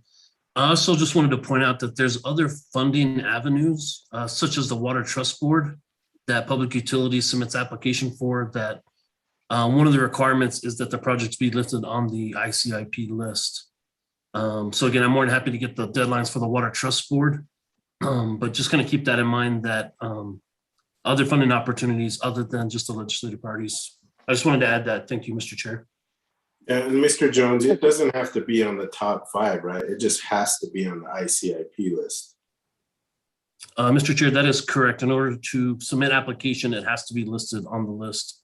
It doesn't have to be top 5. So really the best way for us to look at what's in front of us now is really, and I know it's there, so it's difficult to ignore, but if this really didn't have a rank to it, that's really what we're looking at, is just submitting all our ICIP projects to the state so they can input them into their system, and then we develop our top 5. And that's on the next item, which I think has been pulled by several councilors as well. That's where the rubber meets the road, and that's where our top 5 is really important. And other people, like there's item 51, which is an electric vehicle charging station. We may not have that as our top 5 priority, but maybe some other group comes out and they decide they want to push that to their legislative delegation, and they may get the funding to get it approved. All it has to do is be on the list. If it's not on the list, they can't even request it. I imagine they probably could, but typically it should be on our list in order for them to do it and for the city to be the fiscal agent to get it done. So that's really what this list is announcing us as the fiscal agent, I think, for some of these projects that other organizations may be interested in. So I don't know if that helps or not, but that's sort of the way I look at it. So thank you, Mr. Jones. Any other questions from the councilors? Councilor Lindau, would you like to make a motion? I would. I'm going to make a motion to approve. I'm not going to read the whole thing, but I'll make a motion to approve. Second. A motion from Councilor Lindau, a second from Councilor Beta. Any further discussion? Roll call vote, please, Ms. Diaz. Councilor Garcia, This is tough because I'll approve given what we're working on next. Councilor Beta, Yes. Councilor Lindau, Yes. Councilor Vihil Coppler, Yes. Chairman Rivera. Yes, Motion passes. thank you. Next, we're on to item E. Ms. Diaz, can you read that into the record, please? A resolution establishing City of Santa Fe legislative priorities for consideration by the New Mexico State Legislature during the 55th Legislature State of New Mexico Second Session 2022. Regina Willer. Thank you. So now this is, again, where the rubber meets the road. We can make amendments if we think there are amendments that need to be made. It would be nice if this committee could agree to the top 5 before it moved on and before amendments were made, so that, you know, at least this committee could support the top 5, but we'll leave it up to discussion. And this was pulled by Councilor Vihil Coppler. Excuse me, before we start with the question, Councilor Beta, can you take over for a second? I have to take a little break. Yes. Thank you, Councilor. Coppler. Thank you. So I would like to remove the medians. And that's, I mean, I'm not going to do amendments yet, but that's what I'm looking at. I would like to reserve judgment on item 1 until we have the discussion later on about the airport. I'm very concerned about requesting more money when we have been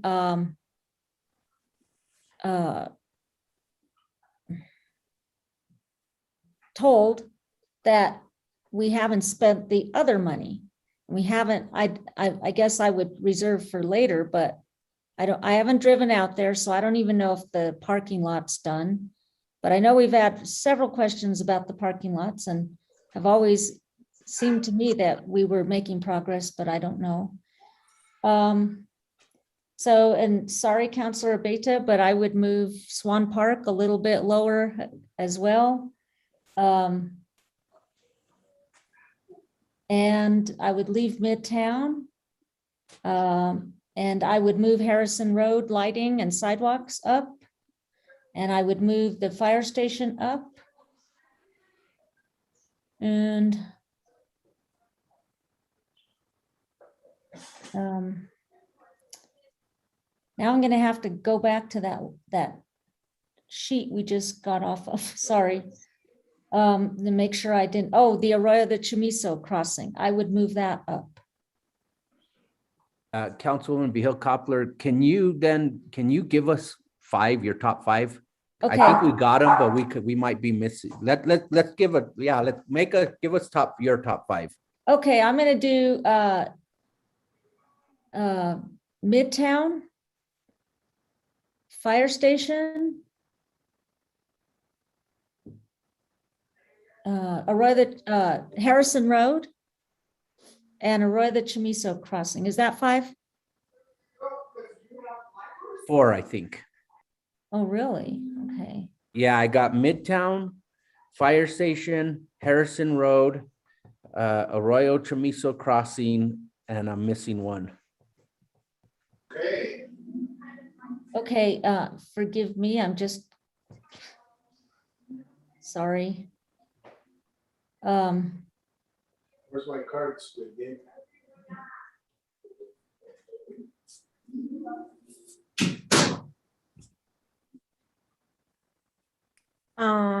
Jamie, perhaps you could, oh, he's back. I was gonna say mute, Mr. Chair. Sorry, where were we? I would so do transit.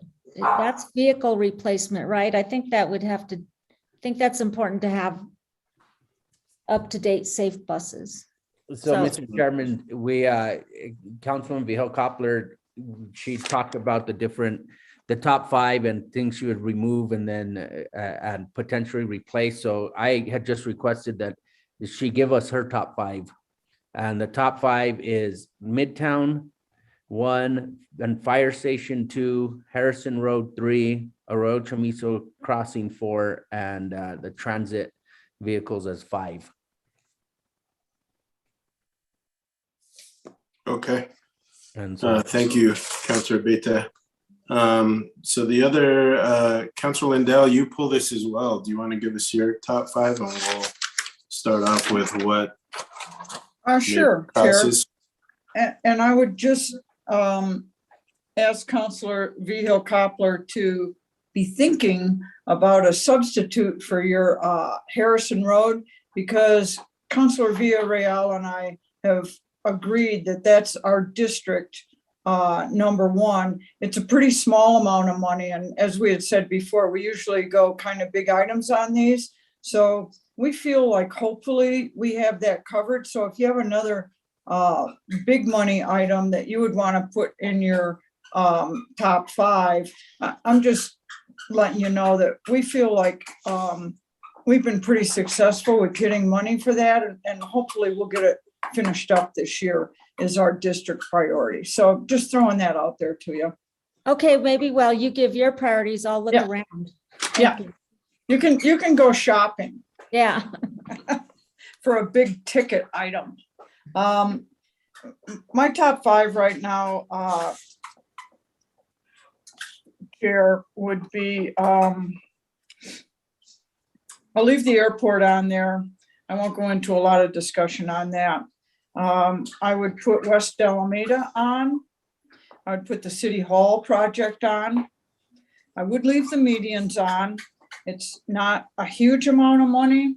I think that in deference to the things that Councilor Garcia was talking about, we can make that money go further. But for as long as I've been sitting here, we haven't made that much progress with medians, and we hear about it mightily every year. And it would be nice to once and for all get that issue taken care of. And I think we could. And my last one would be Midtown. So those are my 5. It sounds like we're going to go into a poker game here, Chair. A little bit, maybe. Councilor Garcia, you want to give your list? Sure. And I guess it's a little challenging in the sense we don't know what we can spend the money on in regards to what an infrastructure bill can cover. And I think that's where it'd be nice to know what staff is already kind of strategizing around on that front. Because I'd hate to put something in a top 5 that staff is already trying to put some strategy and muscle behind through what would be a potentially built back better planned resources. Can I bring up something real quick, Councilor Garcia, before I forget about it? And Ms. Wheeler, can you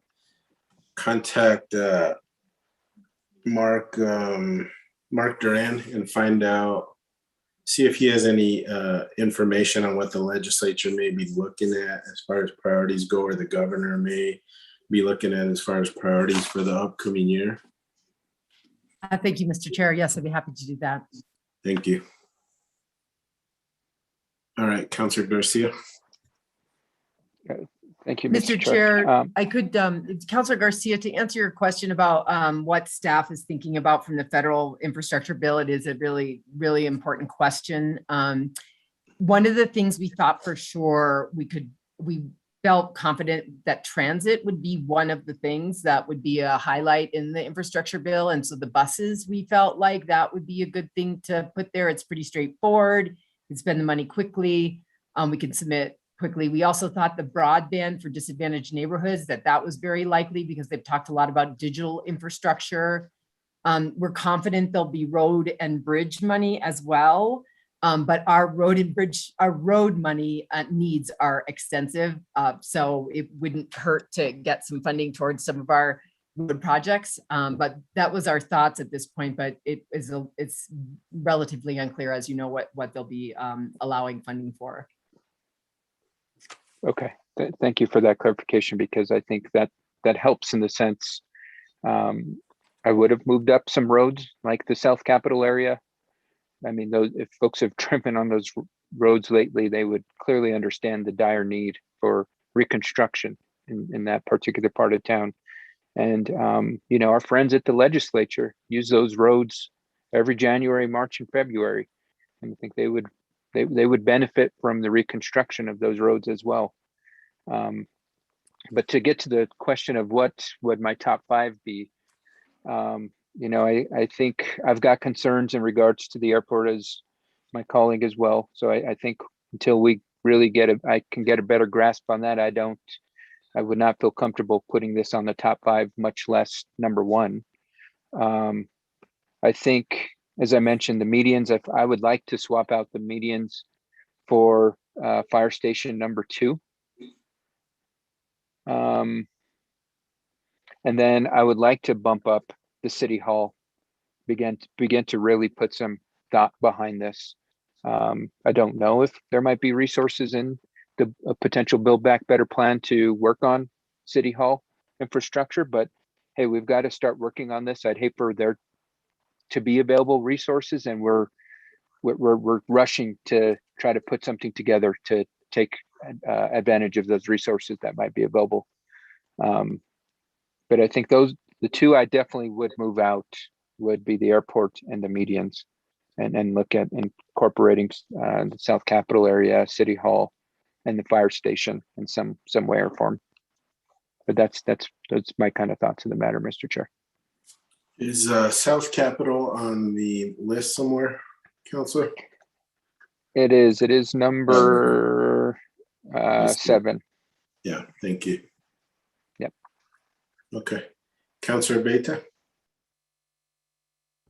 Thank you, Mr. Chair. My top 5 would be fire station number 2, Swan Park, the Arroyo Chamiso crossing, medians, and the Southside Library Plaza.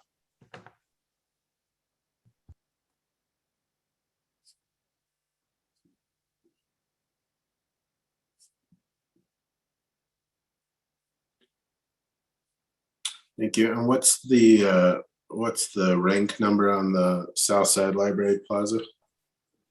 Oh, I see it, 08. Thank you.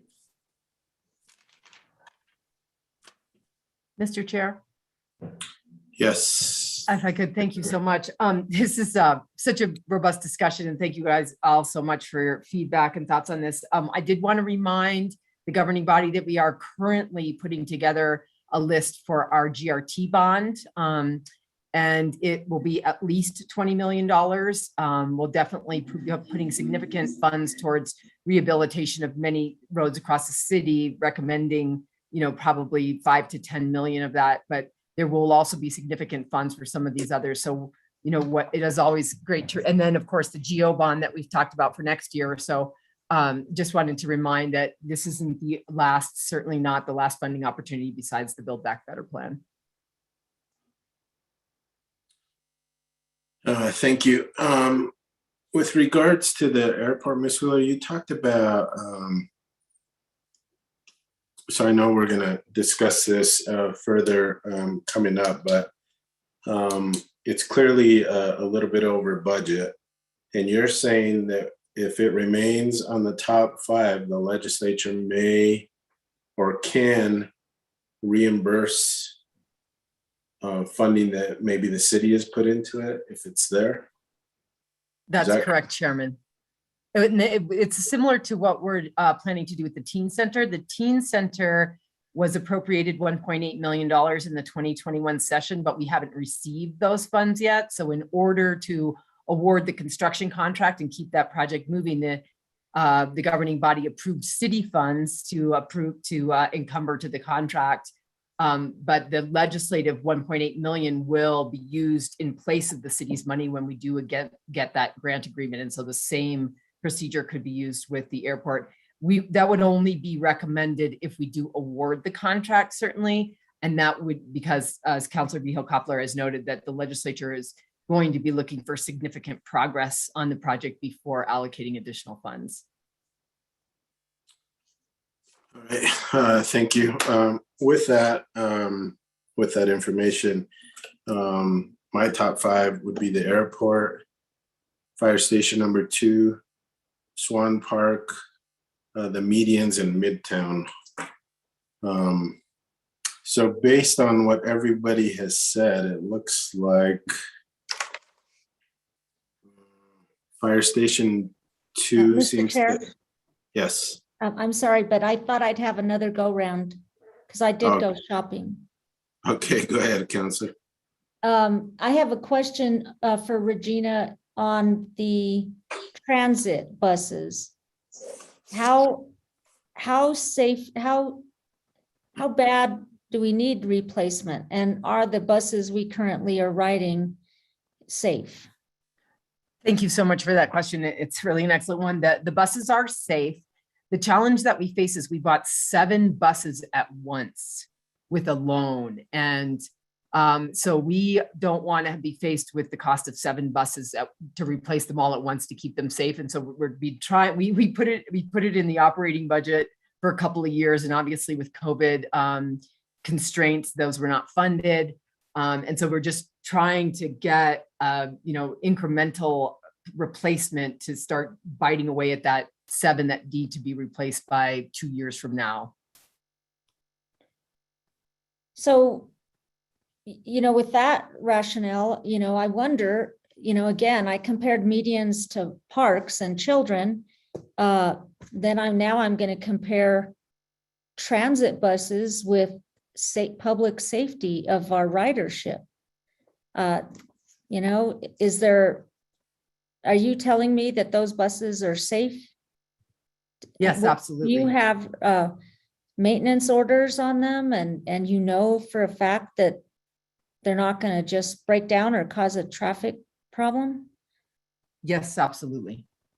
Okay, then I want to also clarify Councilor Lindell's comment about Harrison Road.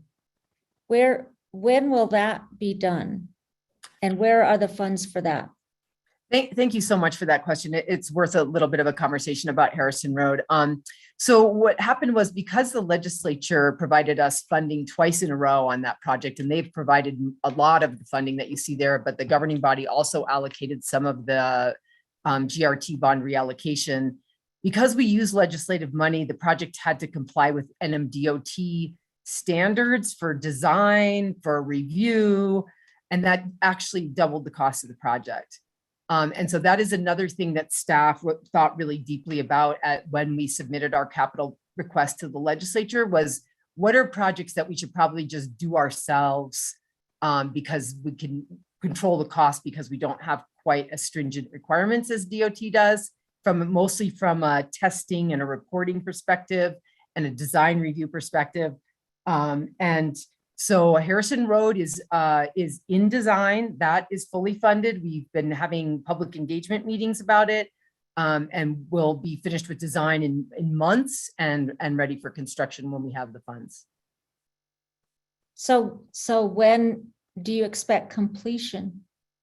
Well, it'd be hard to project completion without having the funds. If we were fully funded, I'd have to get that exact information for you. I think construction would be something less than a year. So say in approximately a year from now.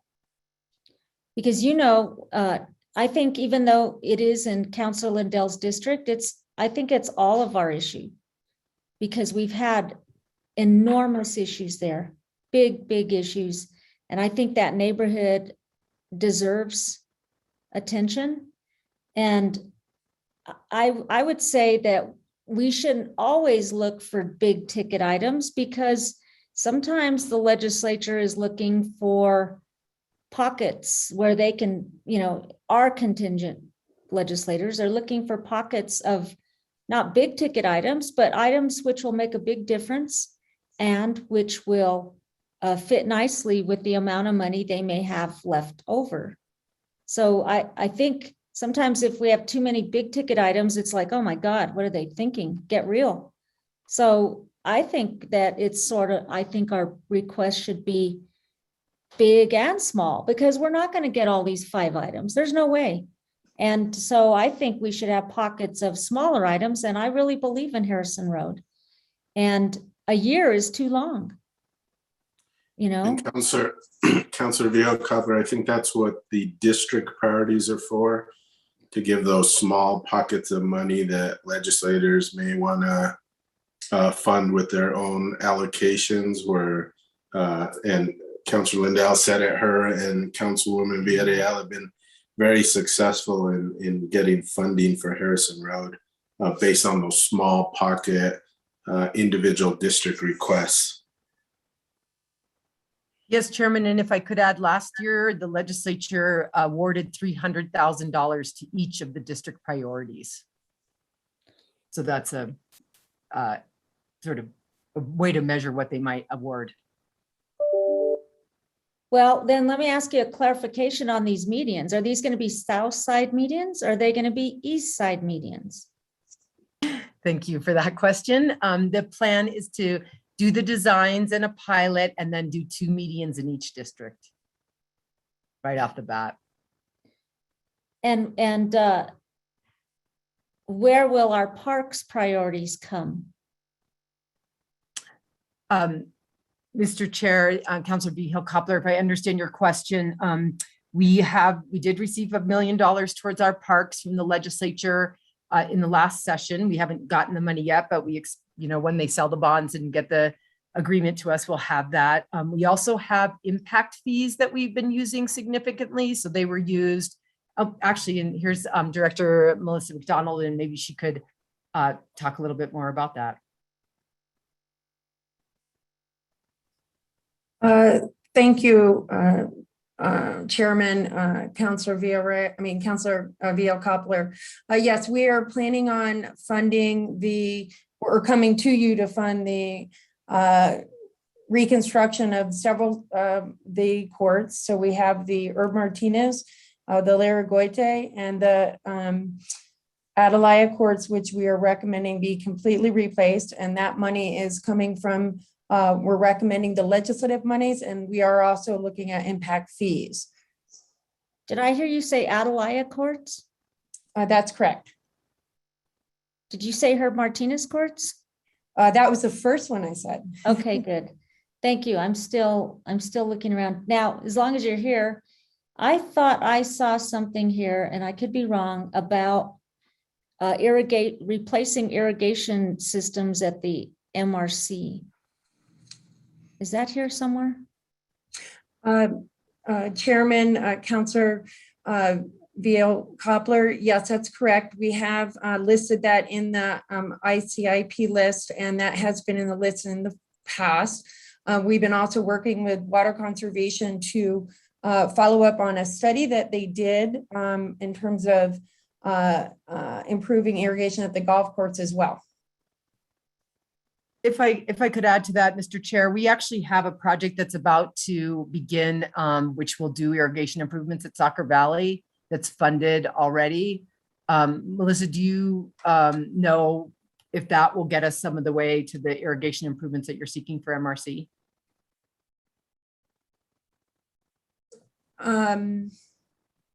That'll certainly help the soccer fields, yes. Thank you. Okay, well, I'm going to stick with my Harrison Road. I think it's important we get that done. Thank you. All right, thank you. So in looking at the list we all gave, it seems some of the commonalities were fire station number 2, Midtown, City Hall, came across several requests, median stayed on. And then there seemed to be a tie between kind of airport, Arroyo, Chamiso, Swan Park. Those seem to be some cross-section areas that we all had in common. So if the committee's okay with this, I can submit all those as our list and put them as an amendment and put them all out to the entire governing body, which in the past I found that this list, once you involve the whole governing body, changes. Some of it stays the same, a lot of it changes. So, you know, probably the top 1, 2, or 3 may remain the same, and there may be some minor changes to the last 2. But if we can at least give the top priorities that we've sort of all agreed upon, and again, not everything that we've all mentioned is going to be on this list, but those are the commonalities between all 5 of us. I think that would be a good place to start. Are we all okay with that, Councilor Lindo? You're on mute, Councilor.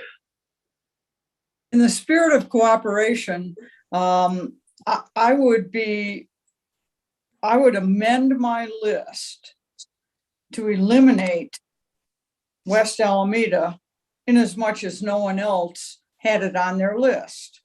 I don't need to be trying to climb a steep slope all by myself. And you may be surprised, but the item I would like to put on there as a substitute for that is the Southside Library Plaza.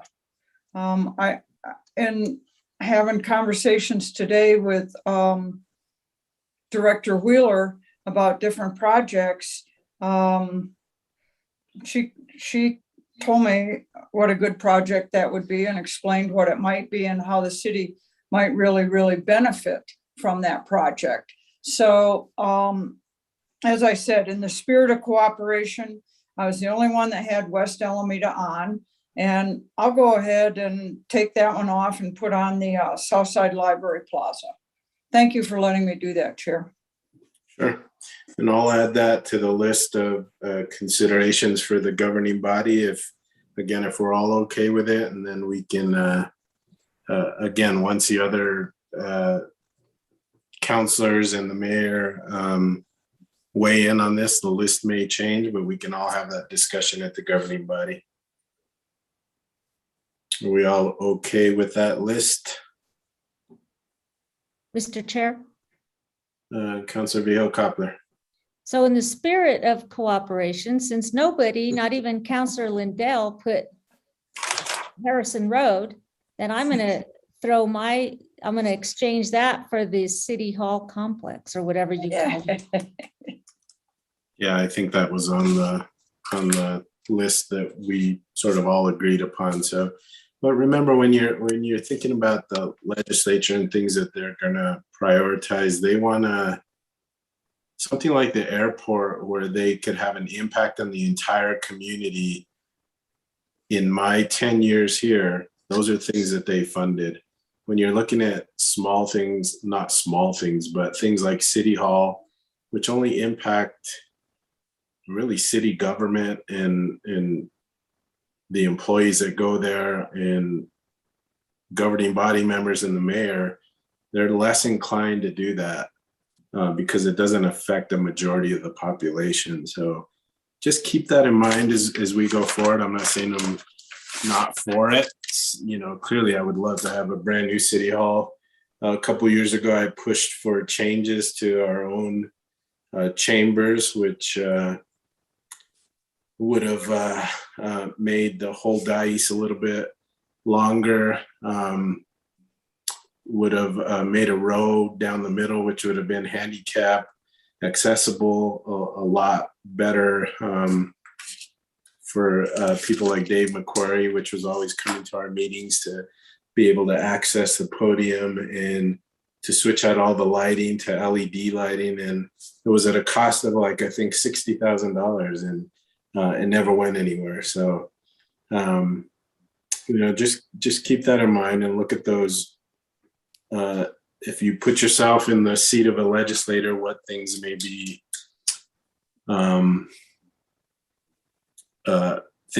projects that you would like to fund and that may affect the majority of the people that you represent. So keep that in mind.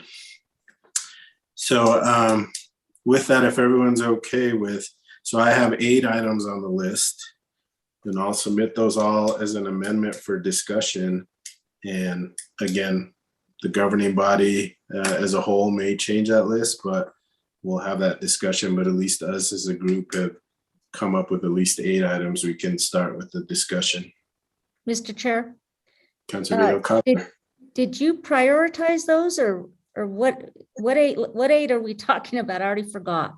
Yeah, they're not prioritized. It's just a list of 8 items. Fire station number 2, which were on several of our lists. Midtown, City Hall, medians. The airport were on 3 of the lists. Arroyo Chamiso was on a couple. Swan Park, and then with the changes to Southside Library Plaza, or the addition of Southside Library Plaza, that one came up as well. Okay, thank you. And then we'll have that overall discussion and try to narrow it down to 5. We okay with that? Yes. Good All job, right. Chair. I'm not sure how we move forward with a motion, but I don't know if someone wants to give it a shot.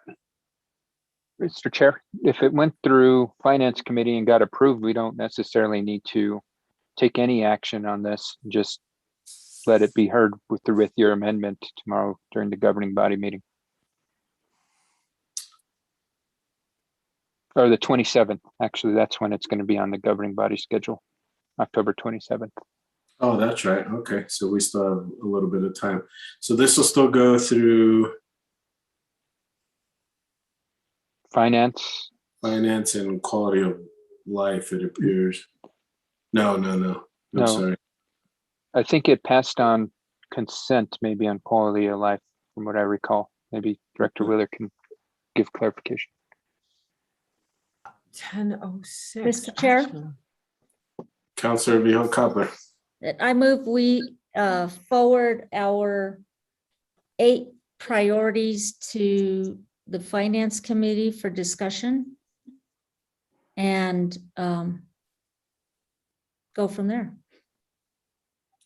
All right, we have a motion to move our 8 priorities to the Finance Committee. Do we have a second? Second. Second by Councilor Lindell. Further discussion? Roll call, please, Ms. Diaz. Councilor Garcia, Yes.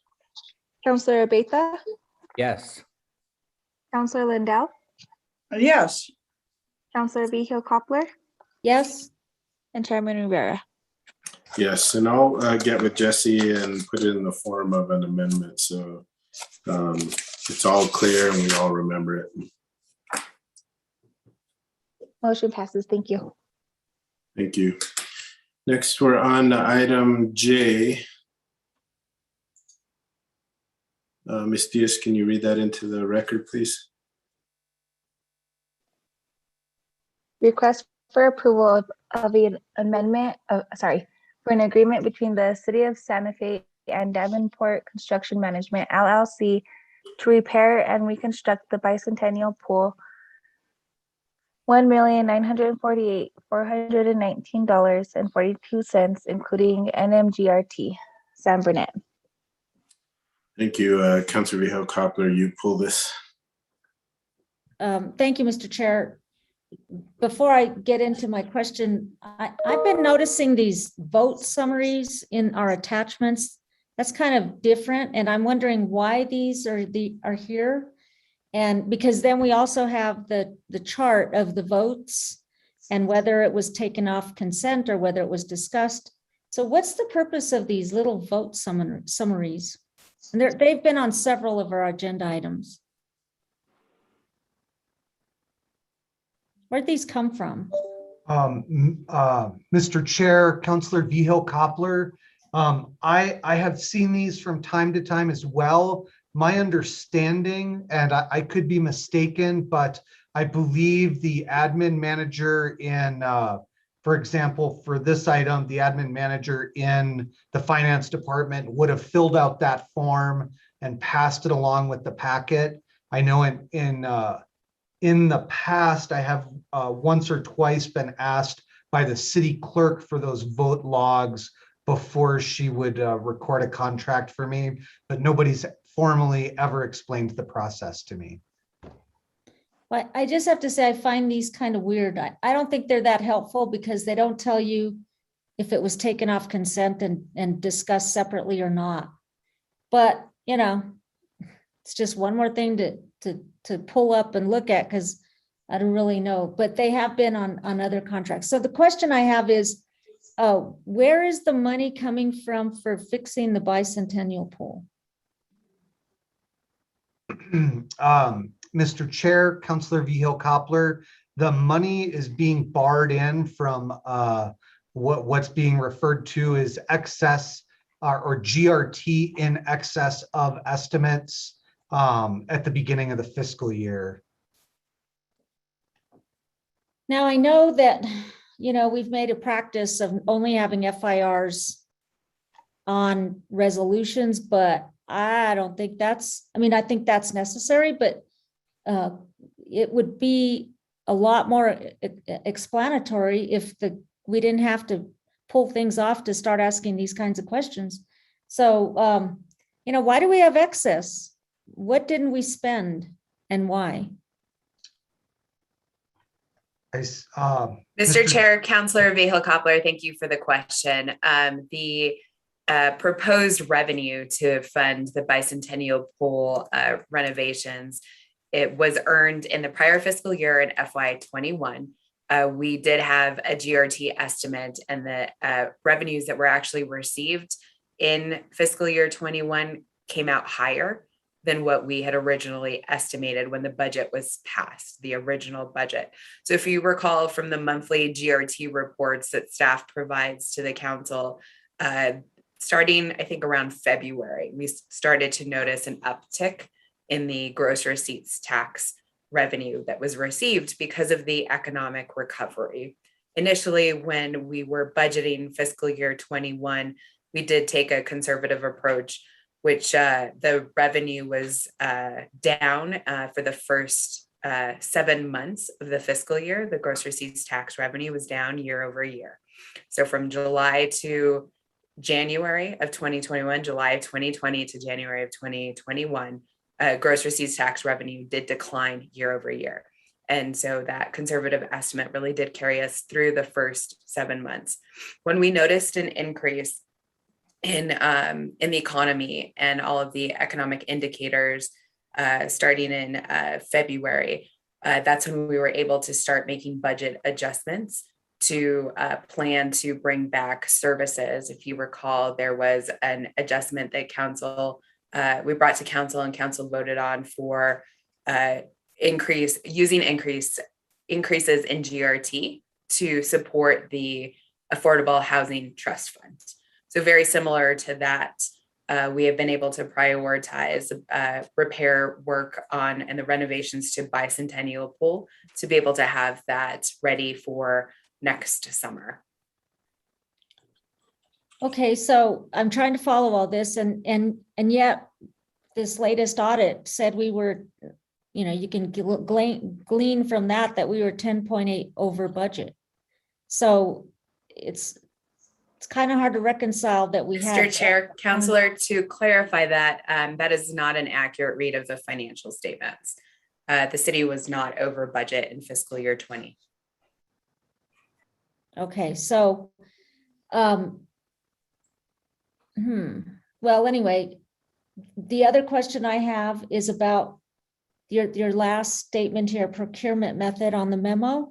So it says that the general construction services expires on June 30th, 2022. Does this mean that we have to get this project complete by that date, or that's just a procurement issue?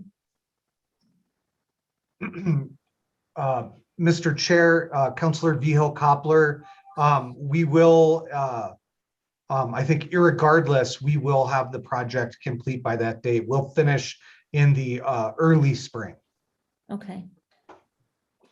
Okay, those are all my questions. Thank you. Thank you. Other questions? Councilor Garcia. Thank you, Mr. Chair. First, I want to read to folks just to, rehash some memory from the resolution we passed back in June on Bicentennial. And in particular, one of the therefore it be resolved. Now, therefore, it be resolved by the governing body of the city of Santa Fe that in light of the information provided by city staff, including those from Public Works Department, the Recreation Department, and the Water Conservation Office, the city shall keep the Bicentennial pool closed for 2021. And once a full assessment of the pool is completed, provide a presentation to the governing body to discuss the assessment and potential options for next steps. And so what we have here is another bypassing of the Weber administration not adhering to our resolutions. We all, as a governing body, unanimously approved this. This was an amendment that Councilwoman Villarreal and myself incorporated into the resolution. We all unanimously voted for the amendment, and we all unanimously voted for the resolution. I tried digging through this 80-page packet. I don't see any type of assessment. I see a lot of contracts. So, I mean, if there is an assessment, fantastic. But the first step is to take that assessment and provide a presentation to the governing body. That's not what's happening. What's happening is we're being brought a contract. We're not following the process we set and we agreed to. So that to me is extremely concerning. Because again, as we mentioned in the past, what good is a resolution if folks aren't going to follow it? So with that being said, can I please be kind of shown where in this packet the inspection report is? Mr. Chair, Councilor Garcia, there is not a formal inspection report in this contract packet. My apologies. What I can tell you from our experience in the field, investigating the condition of the pool and assessing what our options are for repairing it, the pool as it exists today, over 40 years old, is non-repairable. The only option for moving forward with having a pool in that location is the complete demolition of the existing pool shell and then the reconstruction of that shell and attendant infrastructure. I apologize that there isn't a formal report, but our findings as we tried to work through what we could and could not do were pretty clear cut and really are those two options. Okay, thank you so much, Sam, for that. Again, but it's still not following our process because complete demolition, we need to ensure that that's what needs to be done. Because right now we're saying, well, we're just going to start from zero. I think we called for an inspection of the property, and that's not how we're moving forward. Bad process, bad government. That's not how we should be operating with the taxpayer dollar. Oh, excuse me. But even if there was the process of this is how we're going to move forward. Again, going back to the resolution, why was a presentation not given to the governing body on this process that in regards to this is the steps we've determined it's unsalvageable. We're going to have to scrap it, start from square one. We've got the excess resources. We're going to use the excess resources. And I think that's what is causing a lot of the frustration here, on top of not following the process we set out. Is I mentioned it during our governing body meeting, is I found out about this process, these resources, through non-city channels. I found it out because of the mayor touting it on the campaign trail, which is not the way the city council should be finding out how our city resources are going to be allocated. I think that's again, bad government. So with that being said, why was a presentation not given to the governing body on a status update on Bicentennial with the newfound monies, with the information that we were going to have to start from square zero?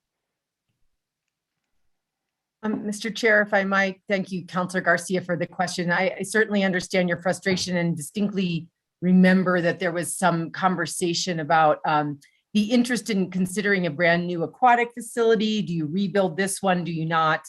I'll answer your most recent question specifically. The reason is that we have just completed the full assessment, multiple contractors assessing the facility, all kinds of expertise we've had crawling in there. And just at this very moment, Facilities Director Burnett is comfortable and confident that the path forward that he's presenting to the governing body is the only path forward for having a pool open next summer. We have asked Mr. Kraft from Westcon, who's a great pool contractor, to present to the governing body the whole larger project of assessing another potential aquatic center. And that would be a multi-year project. And so staff really felt like it was important to give the governing body an opportunity to act on this information as soon as we had it in a packet, that you could act on it so that we could move quickly to get the pool open. But certainly it's up to the governing body if you would like to move forward quickly enough to have the pool open in the summer. Thank you, Ms. Wheeler. But from your comments given at the governing body meeting last meeting, we knew about these resources weeks ago, right? I'd have to go back to get the exact verbiage that you used, but I mean, the response given to me is why, I mean, because it was weeks, honestly. I brought it up to the governing body with having heard the mayor say it at least 2 or 3 times prior to that governing body meeting, which would have been at least 2 to 3 weeks prior to that. And there would have been ample time for the governing body to be presented on that. Whether it was our last governing body meeting, whether it was the one that we're having tomorrow, I think, again, the resolution that we all approved unanimously was disregarded. And I think that is unfortunate. It was, Ms. Wheeler, I'm sorry, it was. We laid out a path. I told you the verbiage. It says, provide a presentation to the governing body to discuss the assessment and potential options for next steps. We're not being afforded the opportunity to discuss the options for next steps. The next step is we're building a brand new pool. Here's the contract for it. That's the next step. There's no steps. And I think that's the frustrating thing here is we are being left out of the process.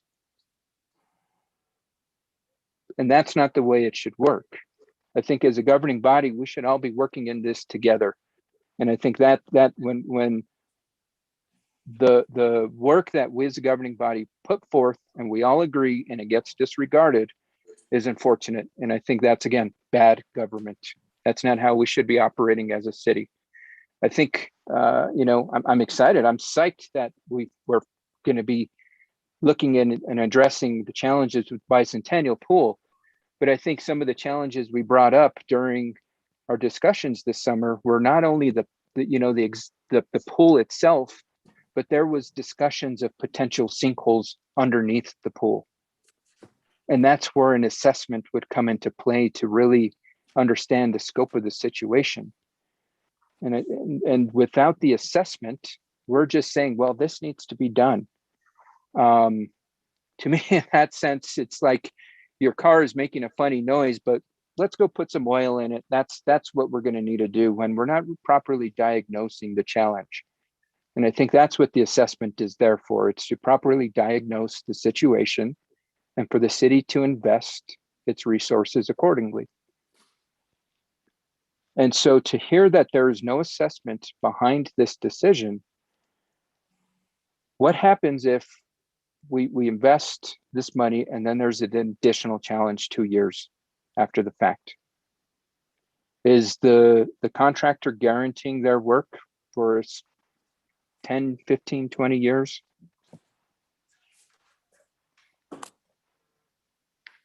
Mr. Chair, Councilor Garcia, the pool itself, I need to look and see what the duration of the warranty on that is. There are other portions. It's a pretty complex set of. There's a lot of pieces to a pool. For example, the stainless steel gutter system, I believe, comes with a 5-year warranty. It kind of depends on the piece of the pool, how long the warranty is. Okay.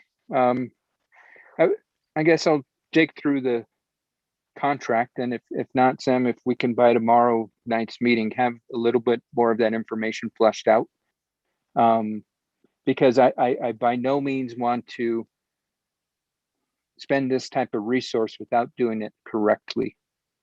And I think that's where the frustration lies, is because there is not an assessment to ensure that we're doing it correctly. It's not the way I would go about business. And I think that's the concern, is that we haven't been able to get a company to assess and put their stamp of approval on it. Mr. Chair, Councilor Garcia, I would like to assure you that we actually have done an incredible amount of investigation into the condition of the pool as it exists today. We've had, that I can think of off of the top of my head, at least 6 contractors from various disciplines, 2 pool specific contractors, Westcon, which is really a regional leader in pool construction, and Leisure Pool, which is a leader in pool maintenance and repair in northern New Mexico, have both been part of that team. We've had B&D Industries assess the plumbing and the electrical work. Davenport Construction Management, a general contractor, has gone through the site. We've actually bored 7 4-foot by 4-foot holes all the way around the pool, and dug 6-7 feet into the ground to investigate the exterior of the shell, the plumbing, but rather than just with cameras actually excavating plumbing to check it, we have spent months really exhaustively investigating the condition of that pool, and are very, very confident that the only path forward for having a pool in that location is the reconstruction of the pool itself. And it's not surprising, because that pool is well over 40 years old and is just at a point at which it's no longer repairable. There is always room for unforeseen circumstances, but we have really I assure you, exhaustively done our due diligence to get us to this point. I really appreciate that, Sam. And I think what you're explaining is a form of an assessment. And it's not an assessment by an external partner, but it sounds like through the coordination and collaboration with external partners, there's assessments that were conducted that can be compiled and be given to as a report to the governing body. And I think that is not there. It could have, that all that information could have been compiled and said, look, through all this extensive work internally and with external partners, this is what we've uncovered.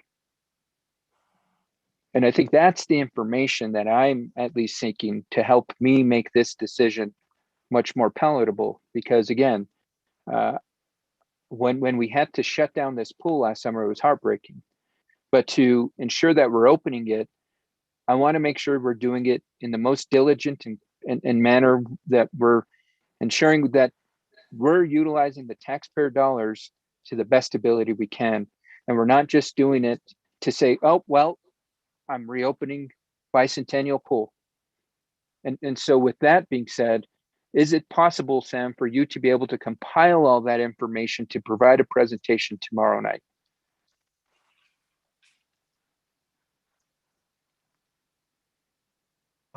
Mr. Chair, Councilor Garcia, I can do my best. I don't think I could have, I'll do my best. Okay, well, I mean, and I think maybe then we just hold off on having this approved potentially at the governing body for 2 weeks to afford you that 2 weeks, because I think, again, we as the governing body asked for a presentation on the matter. We didn't ask for a contract for a new pool to be constructed to come to us. We asked for an assessment and the next steps forward. And that's not what is being given to us.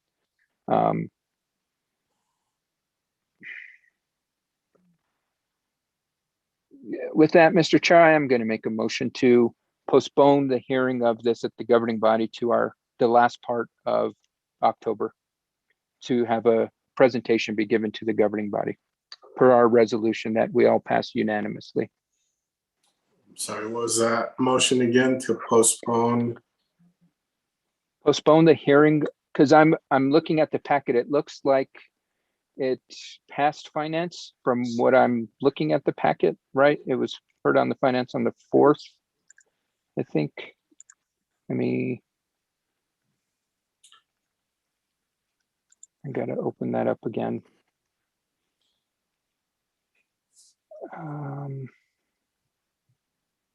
I can't, this document doesn't read to me. Oh yeah, vote count 4-5. So it seems like it did pass. So it will be going to governing body, but I would like to postpone the hearing of this until the latter part of October to afford Mr. Burnett the opportunity to present the information that was collected during the internal investigation and working with our external partners. Since it was already approved by the finance committee and will be going to governing body, that motion is probably most appropriate at the governing body meeting. You can make a recommendation that this committee doesn't approve it, or that we want it to come back, and then the governing body can take that into consideration, but I'm not sure. We can postpone it till a later date since finance committee already approved it. I mean, it seems like our hands are tied. Whatever we do tonight, it's going to be on the governing body agenda tomorrow night. Mr. Chair, if Councilor Garcia would allow me to interject. Sure, absolutely, Councilwoman Beal-Coppler. May I, Mr. Chair? Yes, Councilor Beal-Coppler. You know, I think having this on the agenda and having it even at Finance Committee, I think we're out of order. Because we have a resolution passed by the governing body, which has the force of, law in a way. And I think we're out of order because we are not following the resolution. And so that's the real issue here. We are totally usurping what this governing body asked to be done.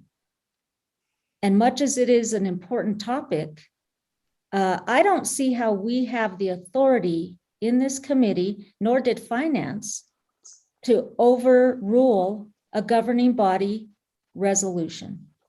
And that's what we have here right now. Right. And my point is, since it's already passed at finance, our only recourse or the only discussion would be at the governing body meeting, because it's already made it to that point. Well, even that agenda item, I think, because it's not written to overrule the resolution that was already passed, that's not the way this matter is presented at city council meeting. Now, someone could make a motion tomorrow night to rescind the resolution, but we still don't, that's not even on the agenda. So I'm not sure where we go from here, but I think we're out of order. This is something that I think maybe Councilor Garcia knows, but I think that unanimously passed. And, I think it's important to weigh in on cost benefit. There was a lot of discussion about whether we should rebuild the pool, and if we rebuilt it, is it in the right location? I mean, there was a lot of discussion about that. And so that to me was why I supported that resolution, is because I thought it was important to discuss cost benefit. Is the pool, if we're going to rebuild the pool, is it in the right location? And if it is, each of us have a vote about that. And how much was it, what was it going to cost to repair versus build anew? And we might very well have ended up in the same place we are tonight, but we're missing the implementation of the resolution. And it's sloppy, no doubt, but it is very clear that this city council passes resolutions and nobody's keeping track of what the requirements are, because this is not the first time this has happened. And we might as well just go to the ordinances and rescind the governing body's ability to pass resolutions, because obviously they bear no weight in this administration. But if we're going to pass resolutions, which we will, I think, continue to do, somebody better be tracking them. And that's staff, that's the city manager, that's the mayor, and that's the department director. And somebody ought to create a tickler sheet about what needs to happen, because then we're all spinning our wheels, and that's not what we got elected to do. And I know the public's wanted to weigh in on the bicentennial pool. I think the majority of public opinion that I see anecdotally is people want it. I want it. Everybody wants it. But you can't just move from point A to Z and not stop along the way with what the resolution requires. And so, I'm not in agreement to pass anything tonight. We're out of order. We're not following the resolution. So that's my 2 cents. Thank you, Councilor Garcia. You pass the floor to Councilor Koppler. It's back to you. Thank you, Mr. Chair. I think the only next course of action is to take no action on this. And that would just motion to take no action on this item. So we have a motion to take no action. Is there a second? Second. Second by Councilor Koppler. Further discussion? Councilor Lindell, you had your hand up. Thank you, Chair. I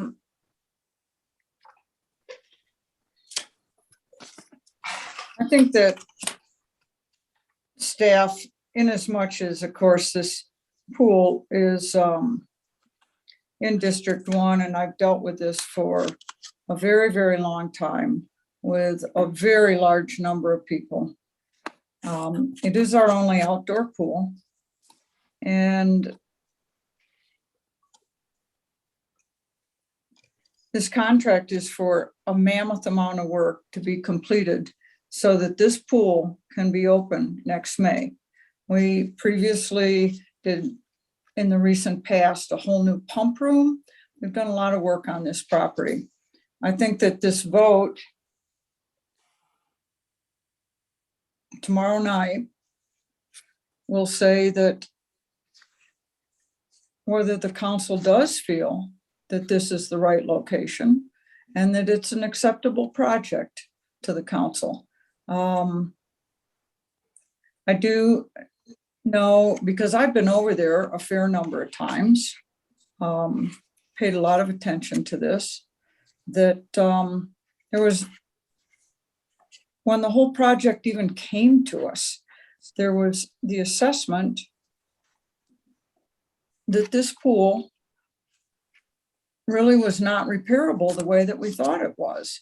And that's why we had to move forward and go into a much bigger project than we had hoped for. Initially, we had conversations that it was leaking water and that was through the, I guess it was the gutters. But then the information was that they weren't repairable. So then we moved on to another step.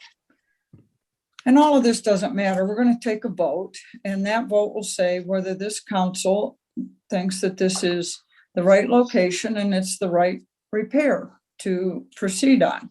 So, Chair, I know that we have a motion on the floor, and I would ask that we proceed with that. Okay, we have a motion for no action that was proposed by, was it Councilwoman Vihel-Coppler? Mr. Chair, I Councilor believe Garcia. Councilor Garcia made the motion. I Thank you. second. Proposed by Councilor Garcia, second by Councilor Vihel-Coppler. Can we have a roll call vote or further discussion? Mr. Chair, Councilor Vihel-Coppler. I just want to say, I agree with you know, the sentiment that we need to get this pool built. But the things that Councilor Lindell is saying, I appreciate. This is the first time I've heard this stuff. Okay, and that's what the report, to me, that the resolution required would have done. You know, I appreciate this is in your district. You probably, you know, learned a bunch about it, but I haven't been privy to any of that. And I haven't, just based on tonight, what's been presented, this is the first I hear of it. However, we still have the issue of a resolution. And I don't know what practices, Councilor Lindell, and your past administrations that you've been involved in, but if I recall, I think resolutions were taken pretty seriously. And that's part of our government. That's how the city structure is. We either pass ordinances or we pass resolutions to amend things or to say what the wishes of the whole governing body are. And we do that in this particular case by having direct, informative discussions presented to us by staff, like the work Mr. Burnett has done. And that's important to decision making. And so I don't disagree with anything about what's said about this poll. I want to get on with it. But we still have the resolution, and I'm not in favor of just saying, oh, well, just throw it to the side. That's a very dangerous precedent. And it's happened one too many times, including tonight. And I'm not about, you know, running, even being a part of an administration that thinks that's okay, because that's not good governance. And so if something can be salvaged here, I don't see what 2 more weeks is gonna harm on this.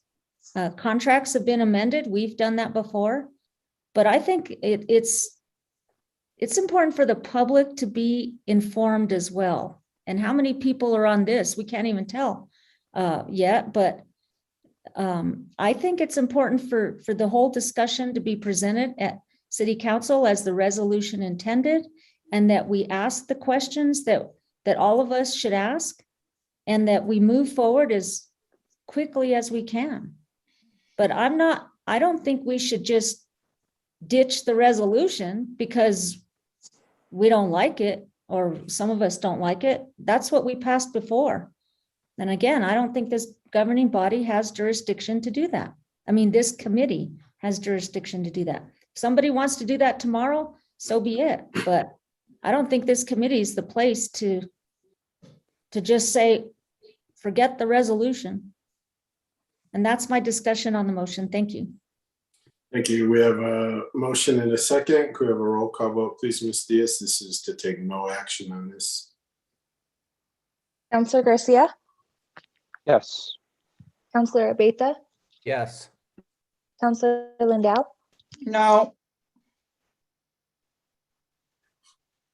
Counselor Vihil Coppler, Yes, and Chairman Rivera. No. Motion passes. Okay, so this will move forward to the governing body with a recommendation from Public Works for no action. We'll still hear it tomorrow because it passed the Finance Committee. Thank you. We're on item K. Can you read that into the record, please, Ms. Diaz?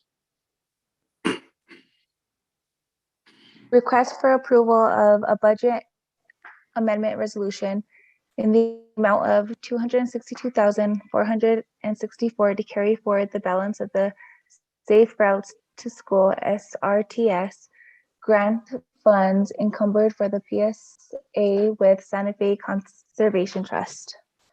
Melissa McDonald. Thank you. And this was pulled by Councilor Vihil Coppler.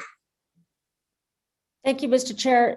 I have a easier question on this one, and that is if the BPAC had this discussed on their committee sometime prior. Because it's not on this list. Mr. Chairman, Counselor Vihel Cobbler, I believe that this has been discussed on BPAC when the original contract went through. This is really a financial appropriation, so they have discussed this.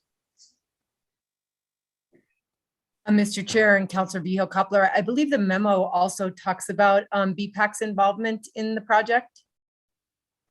And that they've had a couple presentations and they also have a representative that will be participating on the steering committee. Okay, and I saw that. Thank you. I recall my days on BTAC, and one of the things that always concerned them is that they were not consulted on many things, and as such, they're not on this list before us that it went to BPAC at all, even if it was some time ago. So I'm just covering the things that, asking these questions because as chair, that was always a big concern. And I think it's important that if these committees that aren't council committees like EDAC, which I do make sure is on when we get things presented, you want to make sure that those committees get credit for taking a look at things, and it's for the public's information that this did go through BPAC or BTAC at the time. And that's what this committee wanted. They didn't want to feel like they were left out or that they weren't considered. So that's why I asked the question. So I'll move to approve.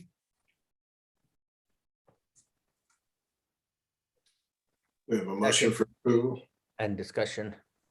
We have a motion by Councilor Coppler, second by Councilor Abeyta. Discussion.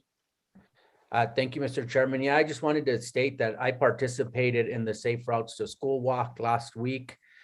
We walked from the Southside Library to Cesar Chavez and then Capitol High and Nino Otero. We were escorted with the police, children from the schools, teachers, and this is a great program. And I just want to thank Melissa McDonald for bringing this forward and everybody who participated in the Safe Walk to School last week. Thank you. Thank you, Councilor. Any other discussion? Seeing none, we have Councilor Garcia.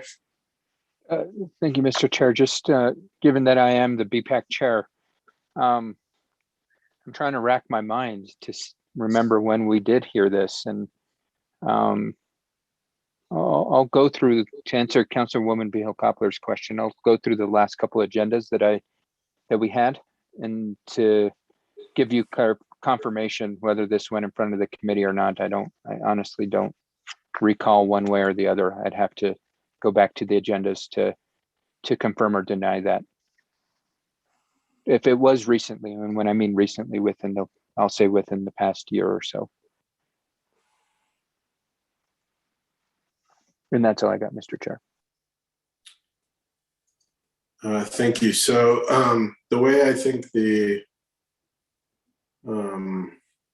way this reads is this is just a bar, so it's just moving money from one fiscal year to the other. Is that correct, Ms. McDonald? Or carrying forward money? Chairman Rivera, that is correct. So this could have been approved a year ago, and this is money just left over that's being carried over.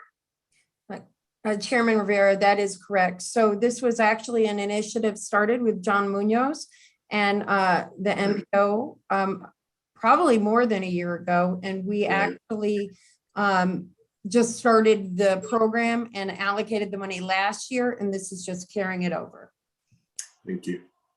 So we have a motion and a second. Any other discussion? Roll call vote, please, Ms. Diaz. Counselor Garcia, Yes. Counselor Beta, Yes. Counselor Lindell, Yes, Counselor Vihil Coppler, Yes, and Chairman Rivera. Yes. Motion passes. Thanks. So before we go on, I just wanted to make a quick announcement before too many people get off of this meeting. But at our last meeting, I asked Counselor Lindell to cover for me because I found out that I had COVID. And it was the worst, probably 5-6 days of my life with just head congestion and feeling dizzy and that whole fogginess that you hear about.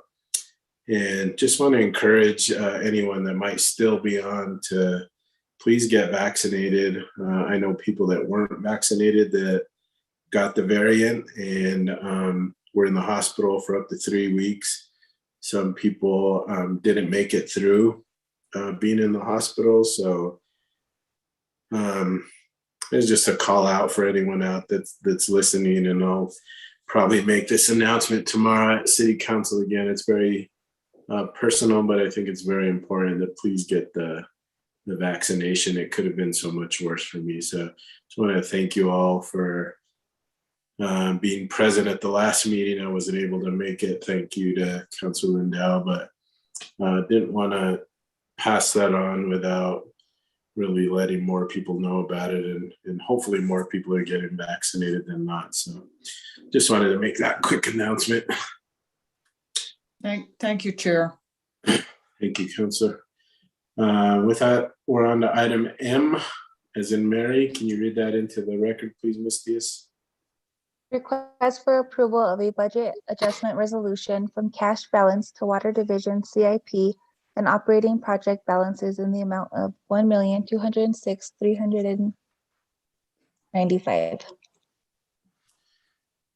Thank you, Ms. Diaz. Jesse Roach is here to answer questions, and Councilor Vihil Coppler, you pull this.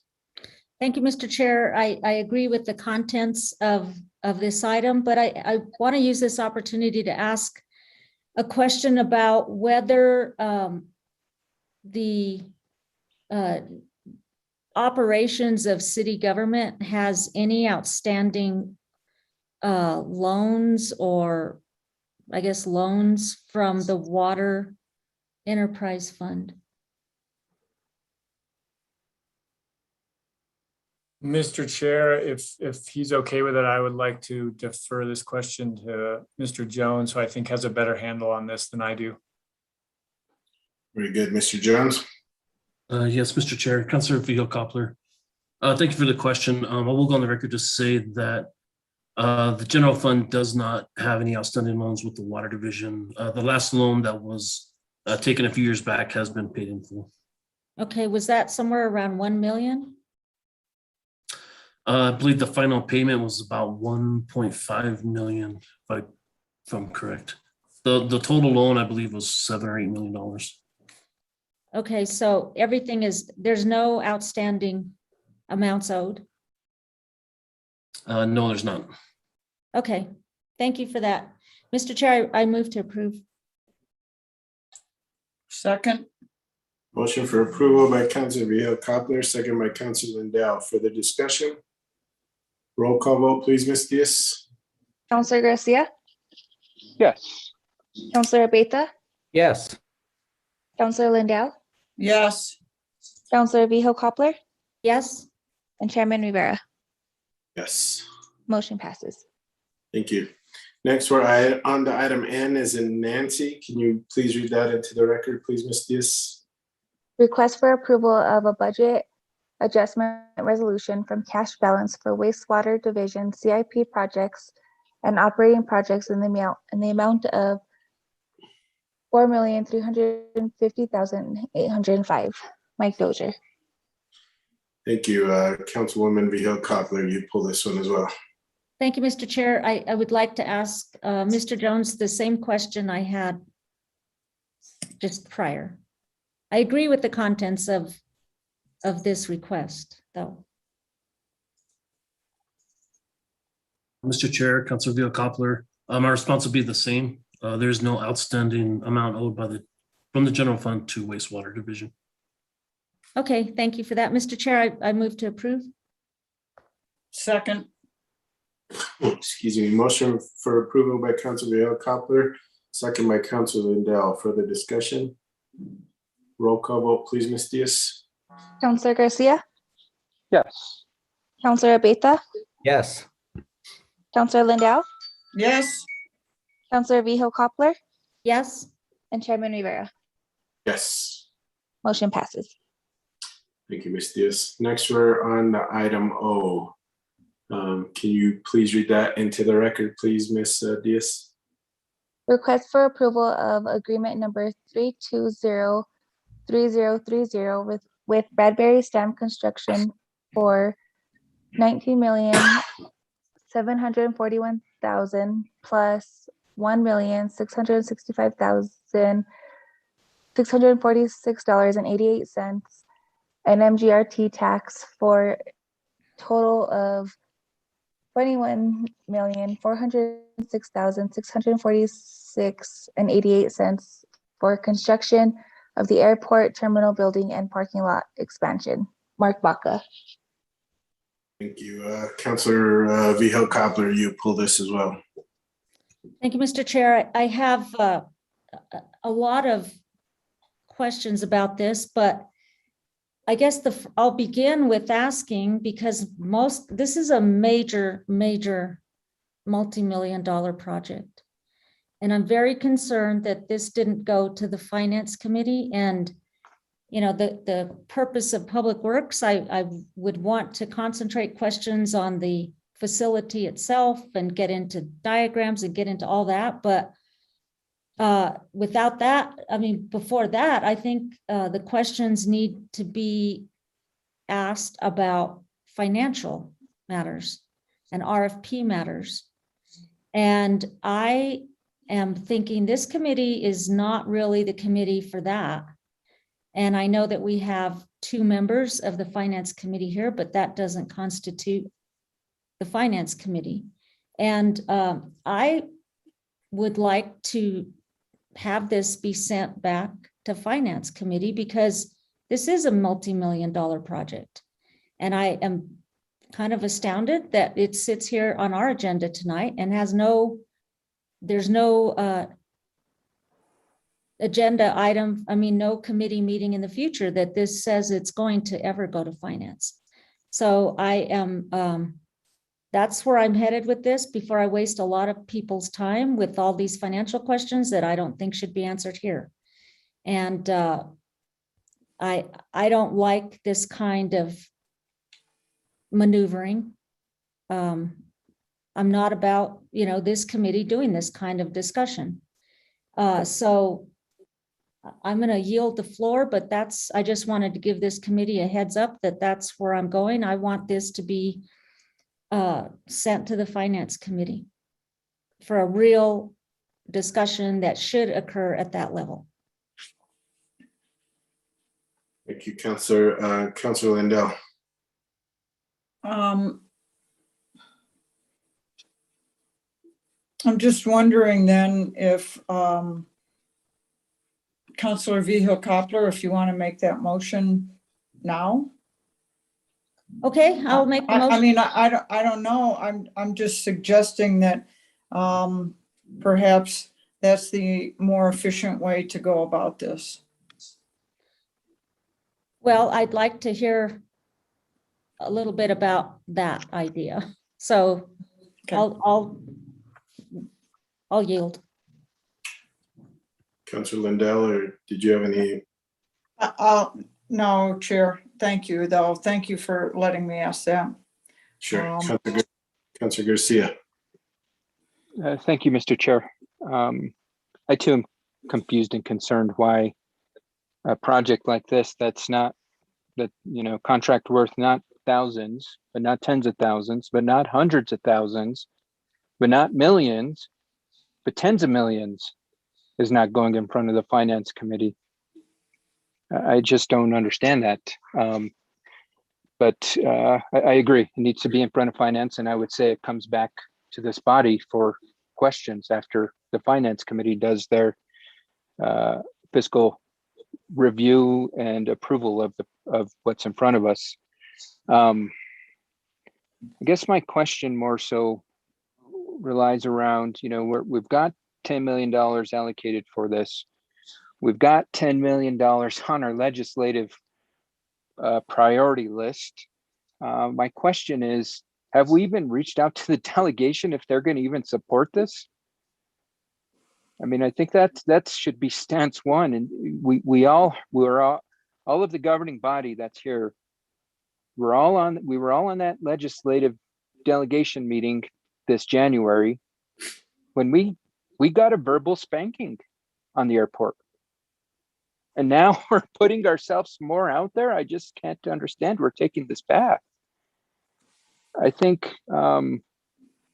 there's a lot to be unpacked financially about this. So my question is, have we reached out to our delegation to even to determine if they would support something like this?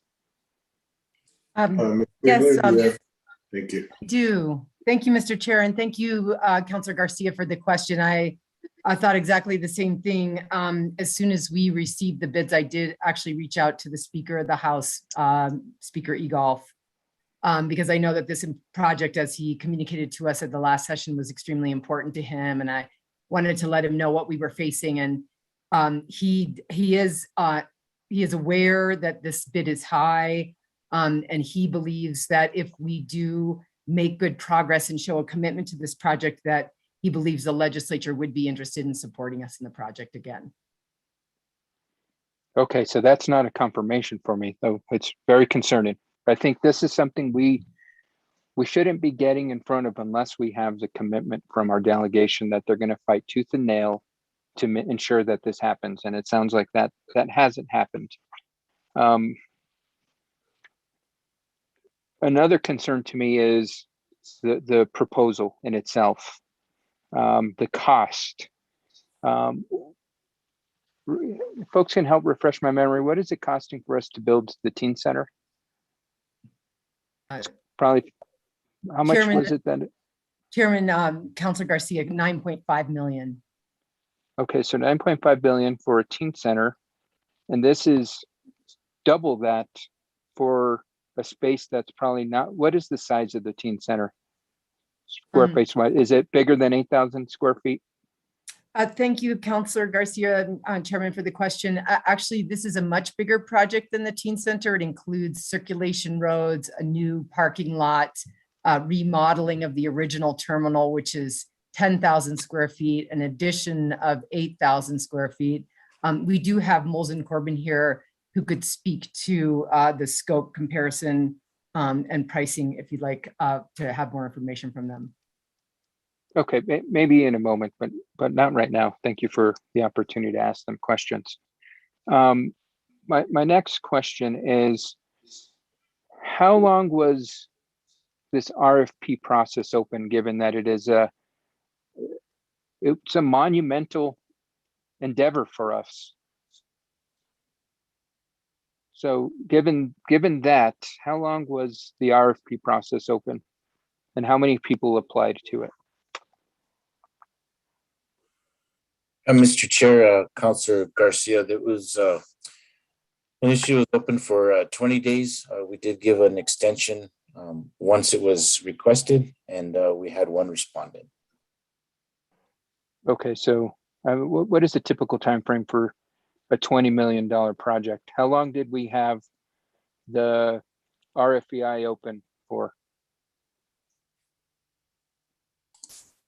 Mr. Chair and Councilor Garcia, I believe it varies, but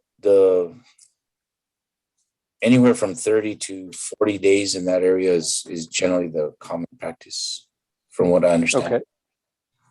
So 30 to 40, and this is about half of the longest, which to me is concerning itself. Mr. Chair, Councilor Garcia, I can go ahead and get you more information from our Chief Procurement Officer, who does deal with projects of this magnitude on a regular basis throughout her career, and can give us a more accurate information. Sure, that'd be great. With that, I think I'll probably, we'll have more questions in regards to whatever path it takes, whether it's coming back in front of this committee or governing body, whatever it is. But I'd like to relinquish the floor right now, Mr. Merrill. I mean, Mr. Chair, I apologize. Thank you for that promotion, Councilor Beta. Thank you, Mr. Chairman. I do support this project going to the Finance Committee on the 18th.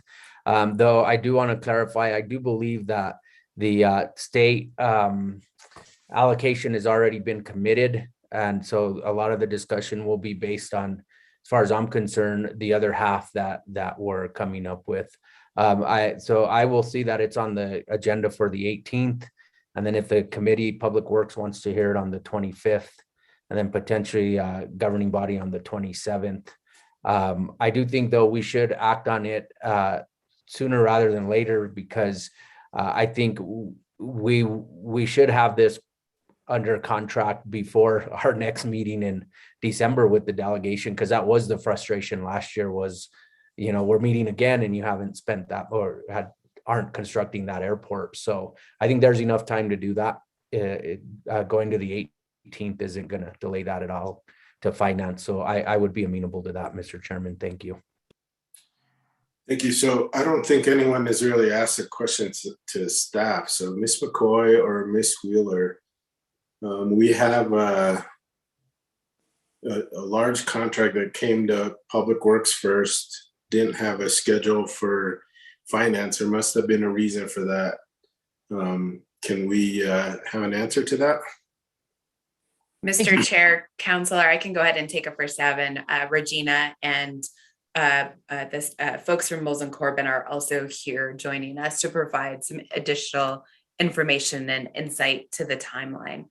In discussions about fire station number 2 earlier this evening, one of the councilors did indicate that projects can get more expensive the longer that we wait. And I think that was very good insight and a really astute observation, not just for the fire station number 2, but for the airport, and really what we've been dealing with over the course of the time that we have taken to issue this as an invitation to bid and through the bid process. That being said, there is those considerations, similar cost escalation concerns, where were a reason to move the airport to the Public Works and the governing body without first going to the Finance Committee. So I will defer at this point to the folks from Moles and Corbin that are joining us to provide some additional insight into those cost escalation concerns, not just with the contractor Bradbury Stam, but with some of the subcontractors that are working with Bradbury Stam as well. Go ahead, guys. Mr. Chair, I would like a point of order. I expressed earlier that I think some of the discussion, especially now with what Ms. McCoy has said, this is really something that needs to be vetted by finance.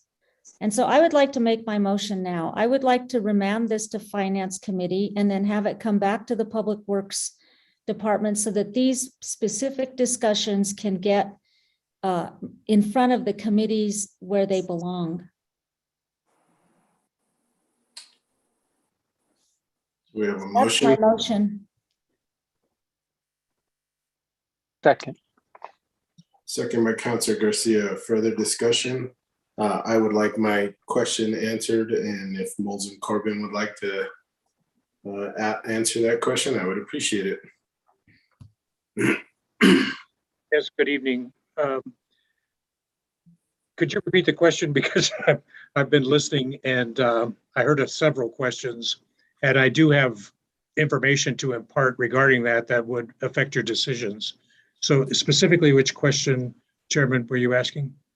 It's about the time frame, why this is moving so quickly that we're looking at a city council meeting for approval tomorrow. What happens if we delay for another 2 weeks? Delaying for another 2 weeks would cost probably an additional $1.7 million. After we open the bids, the city procurement department, obviously the bids are high. We all understand that. And if you've been watching bids be opened throughout the pandemic, you'll see that things have gotten very, very expensive. Mainly because of supply chain issues, and also manufacturing is not geared up to recover as quickly as we're trying to build buildings and infrastructure out there. So in our negotiations, we got Bradbury Stamp's price to come down about 1.7 million, but that is contingent upon several items. In the bids, we asked bids to be held for 90 days, which is not terribly atypical when there's no pandemic and when construction inflation isn't, so unpredictable and so expensive. So what I discussed with them is how much of that bid was actually subcontractors saying, well, if you're not going to buy this for 90 days, I don't know what it's going to cost in 90 days. So I'm going to put a premium on that. And so one item of discussion, they said that they could save quite a bit of money is if we could get a contract signed by October 14th. Contract that's already been written, but not signed, just written. So that is one of the things that I think Ms. McCoy was relating to with respects to that. It is very unpredictable right now what construction costs are. On the other hand, although this seems like a very, very expensive bid, when we analyze what's in that bid, I want to bring out a couple of facts for you that you might not know. For one thing, out of that total project amount of 19 million plus, 10,800,000 of that is for site modifications and site work. It's the realignment of Aviation Drive that had to be done once design had already started. The connecting point to what the future Jaguar Drive connection would be for master planning purposes to get a direct access to the freeway or to Veterans Memorial from and to the airport. The expansion of the parking lot that was clearly needed to be expanded to an estimated 600 cars. Not to mention the fact that it was a LEED project. It's attaining LEED silver, and if we move along on this course, we might even get to LEED gold, and those things. So if you break that down, the site costing 10,800,000, that left the building costs of 8,900,000. That worked out to $327 per square foot for renovation of the building and the addition and the relocation of the modular building, which will be the temporary baggage claim, and all of the associated parts of the building alone. And you keep that in mind, that's $326 a square foot. We recently, Lee County Hobbs Airport, just to give you some context, recently opened, and that came in at $443 a square foot. And so we felt as though the price per square foot on the building was appropriate. And given this day and age, and being able to save money by trying to speed up the process so that contractors could actually encumber and purchase those third-party issues, subcontracting, manufactured goods, things that needed to be shipped here, long lead items, by being able to purchase those, not taking 90 days to do that, but getting that done in the first month after the bid opening was in fact a big money saver.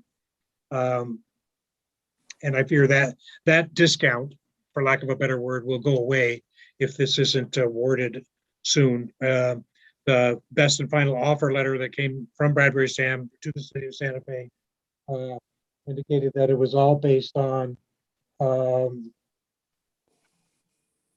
an award by October 14th, so that they could commit and get those long lead items and other items that are, the price changes day to day, in and under contract as quick as possible, or at least with a letter of commitment from the contractor to the subcontractors and suppliers.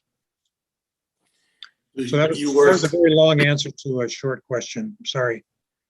So is there room for savings there? You said subcontractors probably bid the premium, but let's say they can get prices, or they can purchase materials for less than the premium. Is there still that ability to save some money within the contract as we move forward, if we move forward?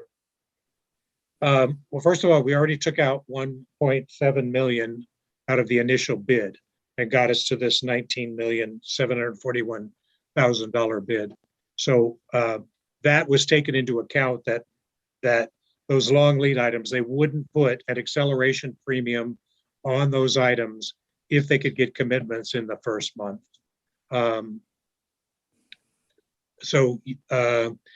Is there more money to be saved after an award of contract? We think there is. We think there's value things that can be done without changing the scope of the project.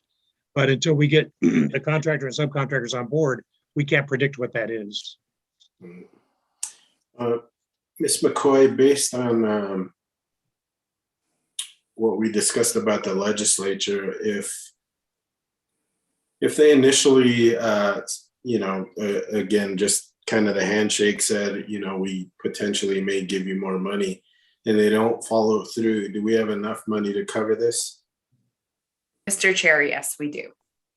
All right, thank you. From Moles and Corbin, you've worked with many airports before. You've worked with the FAA extensively in the past. I know your history. Are we looking at a fairly good deal right now, as best as can be probably given to a city with regards to the pandemic and prices going up and materials and everything else? Mr. Chairman, members of the committee, I would choke on my words if I said I thought you were getting a good deal. And that's because I've been an architect for 40 years, and the price of things right now is astounding to me. It's breathtaking. But given the fact that we've studied this bid and that we've had those negotiations, that we know Bradbury Stam, they are a quality, honest contractor. Yes, they like their money, as every contractor does, but I've worked with them before on larger jobs than this, and they've been very transparent in how they put their bids together. So yes, my answer to you is I think that this is a fair price given what you're purchasing. Bear in mind, the existing terminal is kind of sacred in Santa Fe, and there's lots of sensitive items about it. And we have to do some major work in there because it doesn't have a sprinkler system, for one thing. And I personally have done 3 renovations on that building and gotten the fire marshal to let us keep going without a sprinkler system, but they're not going to let us do that again. So that is a lot of detail work inside the existing building. In addition to that, within the scope of the work, we're providing to add an additional counter so that a third airline could start servicing. It's redoing all of the way TSA takes in baggage, checks it, and gets it on a plane, which has been a struggle for the airport since I've been working on that airport for the last 20 some odd years. And in addition to that, it provides a larger gate area and an additional gate. Right now, I don't know if you've flown out of there, but the regional jets nowadays have about 75 passengers. We can only fit about 50 people in the gate area now. Get them through security and get them into the gate area. If you have two planes leaving within an hour of each other, that's potentially 150 people that have to fit into the space of 50 people. It's untenable, it's not safe, and it needs to be fixed now. There's all there is to it. Mark could speak much further to that than I, because he's in it every day, but we have analyzed it. We've analyzed the emplanements, and that's the way it is. It's just the way it is. The airport has unfortunately not had big investments in it over the growth of Santa Fe. There's a big demand to be flying directly into Santa Fe and avoid the Albuquerque link. So with that, I'll stop talking. Thank you. One more question. If this didn't get passed at tomorrow night's meeting, what would be the process after that? If the city instructed me to, I would go back to Bradbury and Stam and go through another negotiation process and see if I can't get the original bid amount down again. But I don't think it'll go down this far because we're already going to be losing several weeks. And like I said, it's really the subcontractors and suppliers who cannot guarantee a price. Most of them will tell you they won't guarantee it for a week, but this is a big job and people want to work on it and people are going to be proud of this job because it's a nice job. And so they're trying. I actually thought it was quite impressive that general contractor shaved $1.7 million off their bid. Thanks. From the city side, Ms. McCoy or Ms. Wheeler, would we have to go out to, I imagine since the subcontractors really can't hold prices for probably more than 90 days, would we have to rebid this project and start all over again?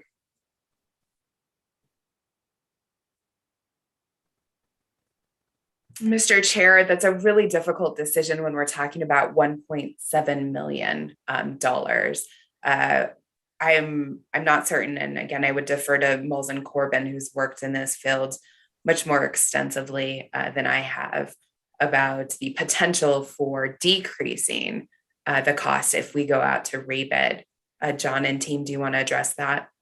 No, Ms. McCoy, I'm talking about if this didn't pass tomorrow night's meeting, would we have to rebid? Because I assume the subcontractors would be past the 90-day sort of commitment that they made. Would we have to start all over again? Mr. Chair, I do not believe we would. I believe we still have time to continue the negotiations. If we did decide to rebid for any reason, I don't believe it's the odds are in our favor to have a lower price.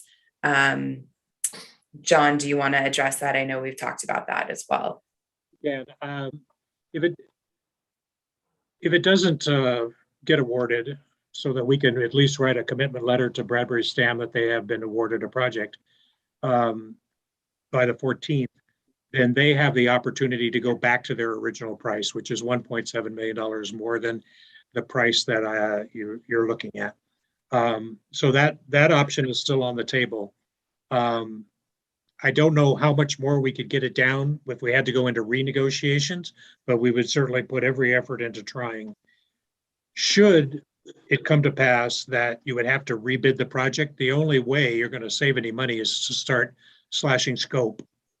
And there's not a lot of fluff in this project to slash, to tell you the truth. It's a difficult project for a contractor. You're working with TSA, you've got the secure side of the airport and a non-secure side of the airport. You have to make sure that all the construction activities that happen on the secure side of the airport are with cleared personnel and they're being watched all the time. And no one's ever unattended in the secure part of the airport when there is construction there. You have the old tower, which is ancient and has not had improvements done to it in many years. And we have to get sprinklers and fire detection, heating and cooling and everything up and into that old tower without demolishing the historic character of the inside of the airport. So it's a difficult project. And then in addition to that, you have to bear in mind that it has to stay operational. There's no place else to go. So they have to take into account managing the construction aspect of the job while still maintaining a safe, healthy space for Mark to run an airport. So I think those are all important things to consider when you're looking at this. Airports are a different animal than most building construction. There's a lot that's going on. Excuse me. Thank you. All right, Councilor Garcia, you have your hand up. I think maybe Councilwoman Vihil Coppler might have had hers up before me, but I'll defer to her. And if not, I'm more than happy to ask questions. Oh, thank you. I can't see her hand because of her yellow background, so her hand blends in with that. Thank you. Councilor Vihil Coppler. I'm yellow. Thank you, Mr. Chair. I'm going to say the same thing I said. I think some of these items need to be discussed at Finance Committee. This is a multi-million-dollar project. I'm concerned that this bid was only let out for 20 days. But if this contract before us is worth consideration, I think it needs to be vetted by Finance Committee. I am deeply concerned about this short amount of time for this very large project. There are other, I think there would be potential bidders had they been able to invest in the time to put a bid together of this magnitude. Not to say that the current people on this meeting right now aren't worthy, but when you have competition, it's amazing how prices can be negotiated. But this is a little bit too off RFP base for my taste. Nevertheless, that's not for me to decide. We have a committee that the chair that the chair of that committee, Finance, sits on this committee right now, who said there is time to do this. And I'm not even asking that this go out to rebid, but I am concerned about the bidding. And I like healthy competition. I like giving people a fair chance. I know that, typically RFPs don't move this quickly. And I stand by my motion. I think we have committees in place to study these things, and I would like this, I would like, as I'll remind you, my motion is to remand this to Finance Committee and bring it back to Public Works Committee, because I have a great many questions. And my questions, when it comes back, will be centered around the booklet that we gave to our legislative delegation at the last in-person breakfast. We had a whole airport diagrams and everything laid out. And I want to know how the successful bidder plans to give us what we asked for and what we presented to the legislature through that booklet. Some of you may remember that. I still have mine. So those are the questions that I feel are germane to this committee. I want to know what we're getting. And none of that really is here. I don't even see that recognize the booklet, but it's important to me. And so, I would like this to go to the committee that needs to ask the questions that they're used to asking, and then come back to this body. Thank you. Thank you, Councilor Garcia, and then Councilor Beta. Thank you, Mr. Chair. I'm going to focus on the comments made by the bidder in regards to the 1.7 million increase if we postpone for 2 weeks. As somebody who is getting ready to do a major remodel and renovation on my own home, I've been paying close attention to what is going on with our construction costs and prices, because I as well want to make sure I get the best bang for my buck And I do not see costs going up 10%, roughly 10% in a 2-week time frame. If we were talking about 6 months ago, 7 months ago, yes, but they're not dramatically increasing that much right now. And I think that's where I'd like some justification for that number. I'd like to break down how we arrived at that $1.7 million.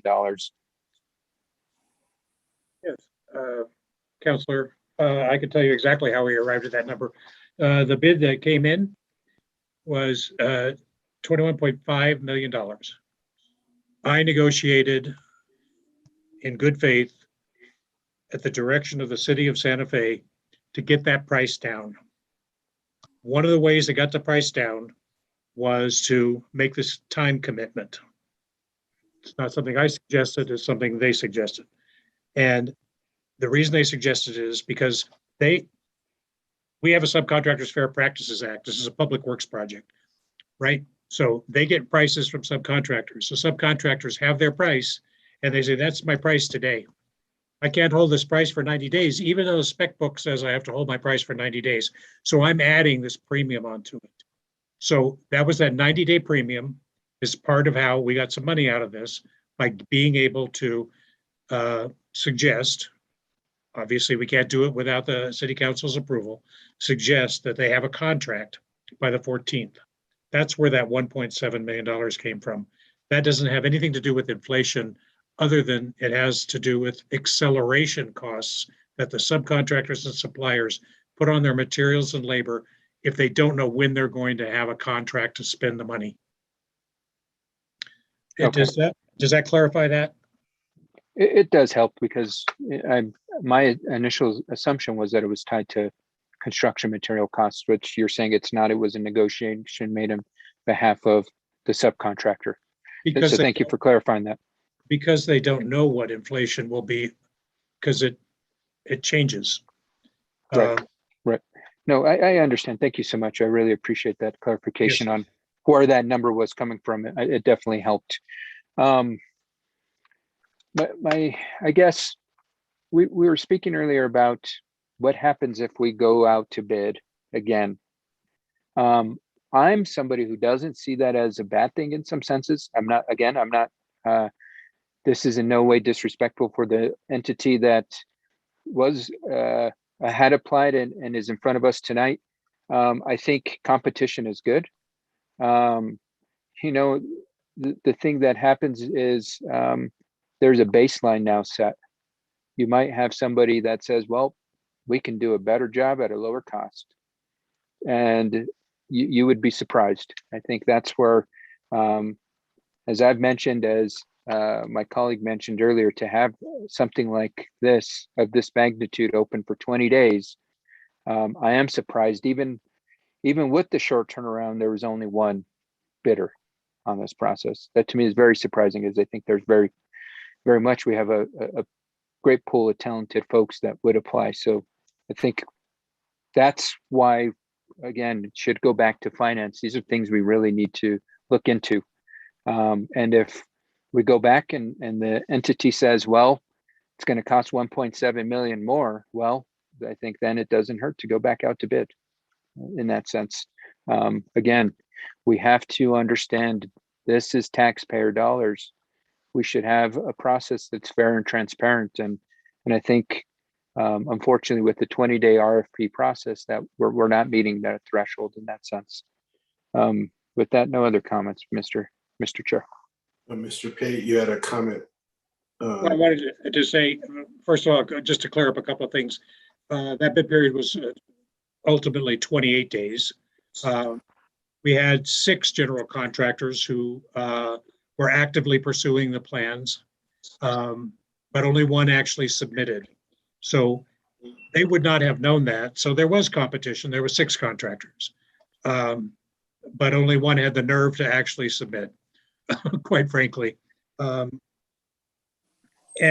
another thing that you mentioned, I'm just going to say this has not been my experience, but when you rebid a project, the bids do not go down. The bidding process becomes somewhat cursed as contractors look at it, and the bidding price goes up. Additionally, the contractor who submitted the low bid the first time probably won't rebid because now everybody knows their secrets, so to speak. So you lose that benefit right there. I'm gonna say, and I feel very, very confident in saying this to you. If we rebid this project, we're going to have to reduce the scope.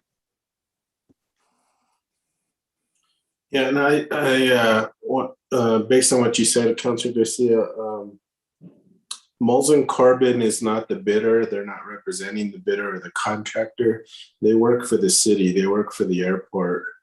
So they're not part of the Bradbury STEM, or they're not part of the persons that were awarded the bid. They work on the city's behalf. That's correct. Thank you. Councilor Beta. Thank you, Mr. Chairman. Given what Molson Corbin stated, I don't think this should go back to finance. Maybe the governing body tomorrow will feel different. But I think $1.7 million is a lot. This was very informative. This is why we have Molson Corbin on staff. So it's not just staff telling us, but it's a third party that is telling us who does this for a living. I mean, he referred to an airport project in Hobbs. So I will not vote for this to go back to finance. If the entire governing body wants to take that up tomorrow, there's 3 other members from finance. If they feel differently, then it could be postponed tomorrow and it can go to the finance committee. But after the entire governing body weighs in on this, given what Molson Corbin presented to us just now. Thank you. Thank you, Councilor. Councilor Lindell. Thank you, Chair. Just a comment on this. Mr. Pate, thank you very much for clarifying this. I wasn't clear on it, and you made it very understandable to me. And considering everything that's going on, yeah, I'm not gonna try to send this back to finance. I think we're being pretty risky with $1.7 million, which is quite a lot of money. And the way that you explained this bid process and 6 different contractors, and I think you're right. You send it back out to bid, and this bidder's not going to bid again, and everybody knows where they were at. And I think we do end up cutting the scope of this project. So yeah, I'm horrified at the price. I think it's hard to call it a good deal, but it's a better deal than if we put 1.7 million more on it. So that's the only comment I had, Chair. Thank you. And thank you for being here, Mr. Pate.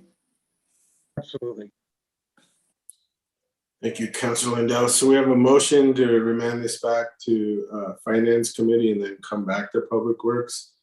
It's been seconded. Any further discussion? Roll call vote, please, Ms. Diaz.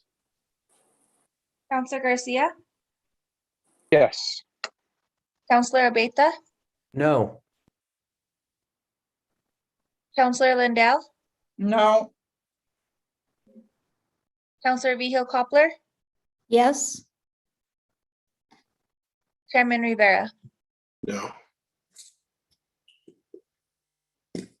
So what do we want to do this? Do we have a subsequent motion? I'll make a motion to approve, Chair. Second. Motion for approval by Councilor Lindell, second by Councilor Beta. Further discussion? Roll call vote, please, Ms. Diaz. Councilor Garcia, Without finance's approval, I'm abstaining. Councilor Abeta, Yes. Councilor Lindell, Yes. Councilor Vigil Koppler, Abstaining, and I want to explain why.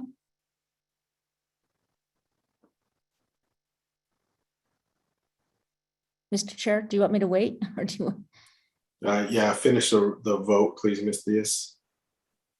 Chairman Rivera. Yes. Councilor Vigil Koppler, to explain your vote.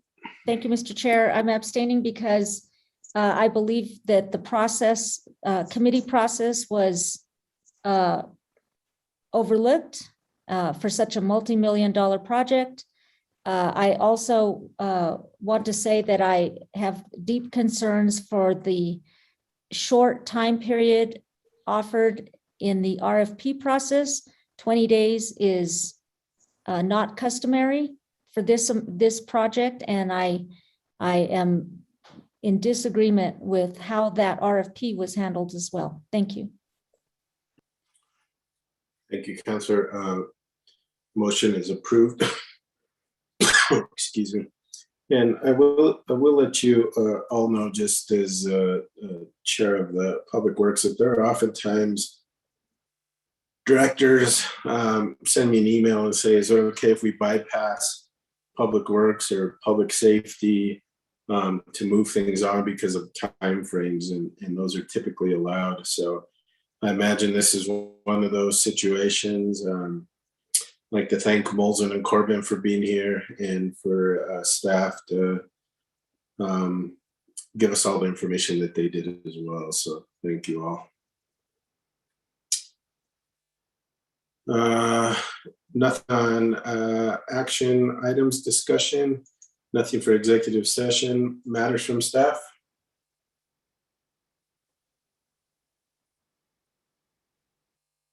Thank you, Chairman.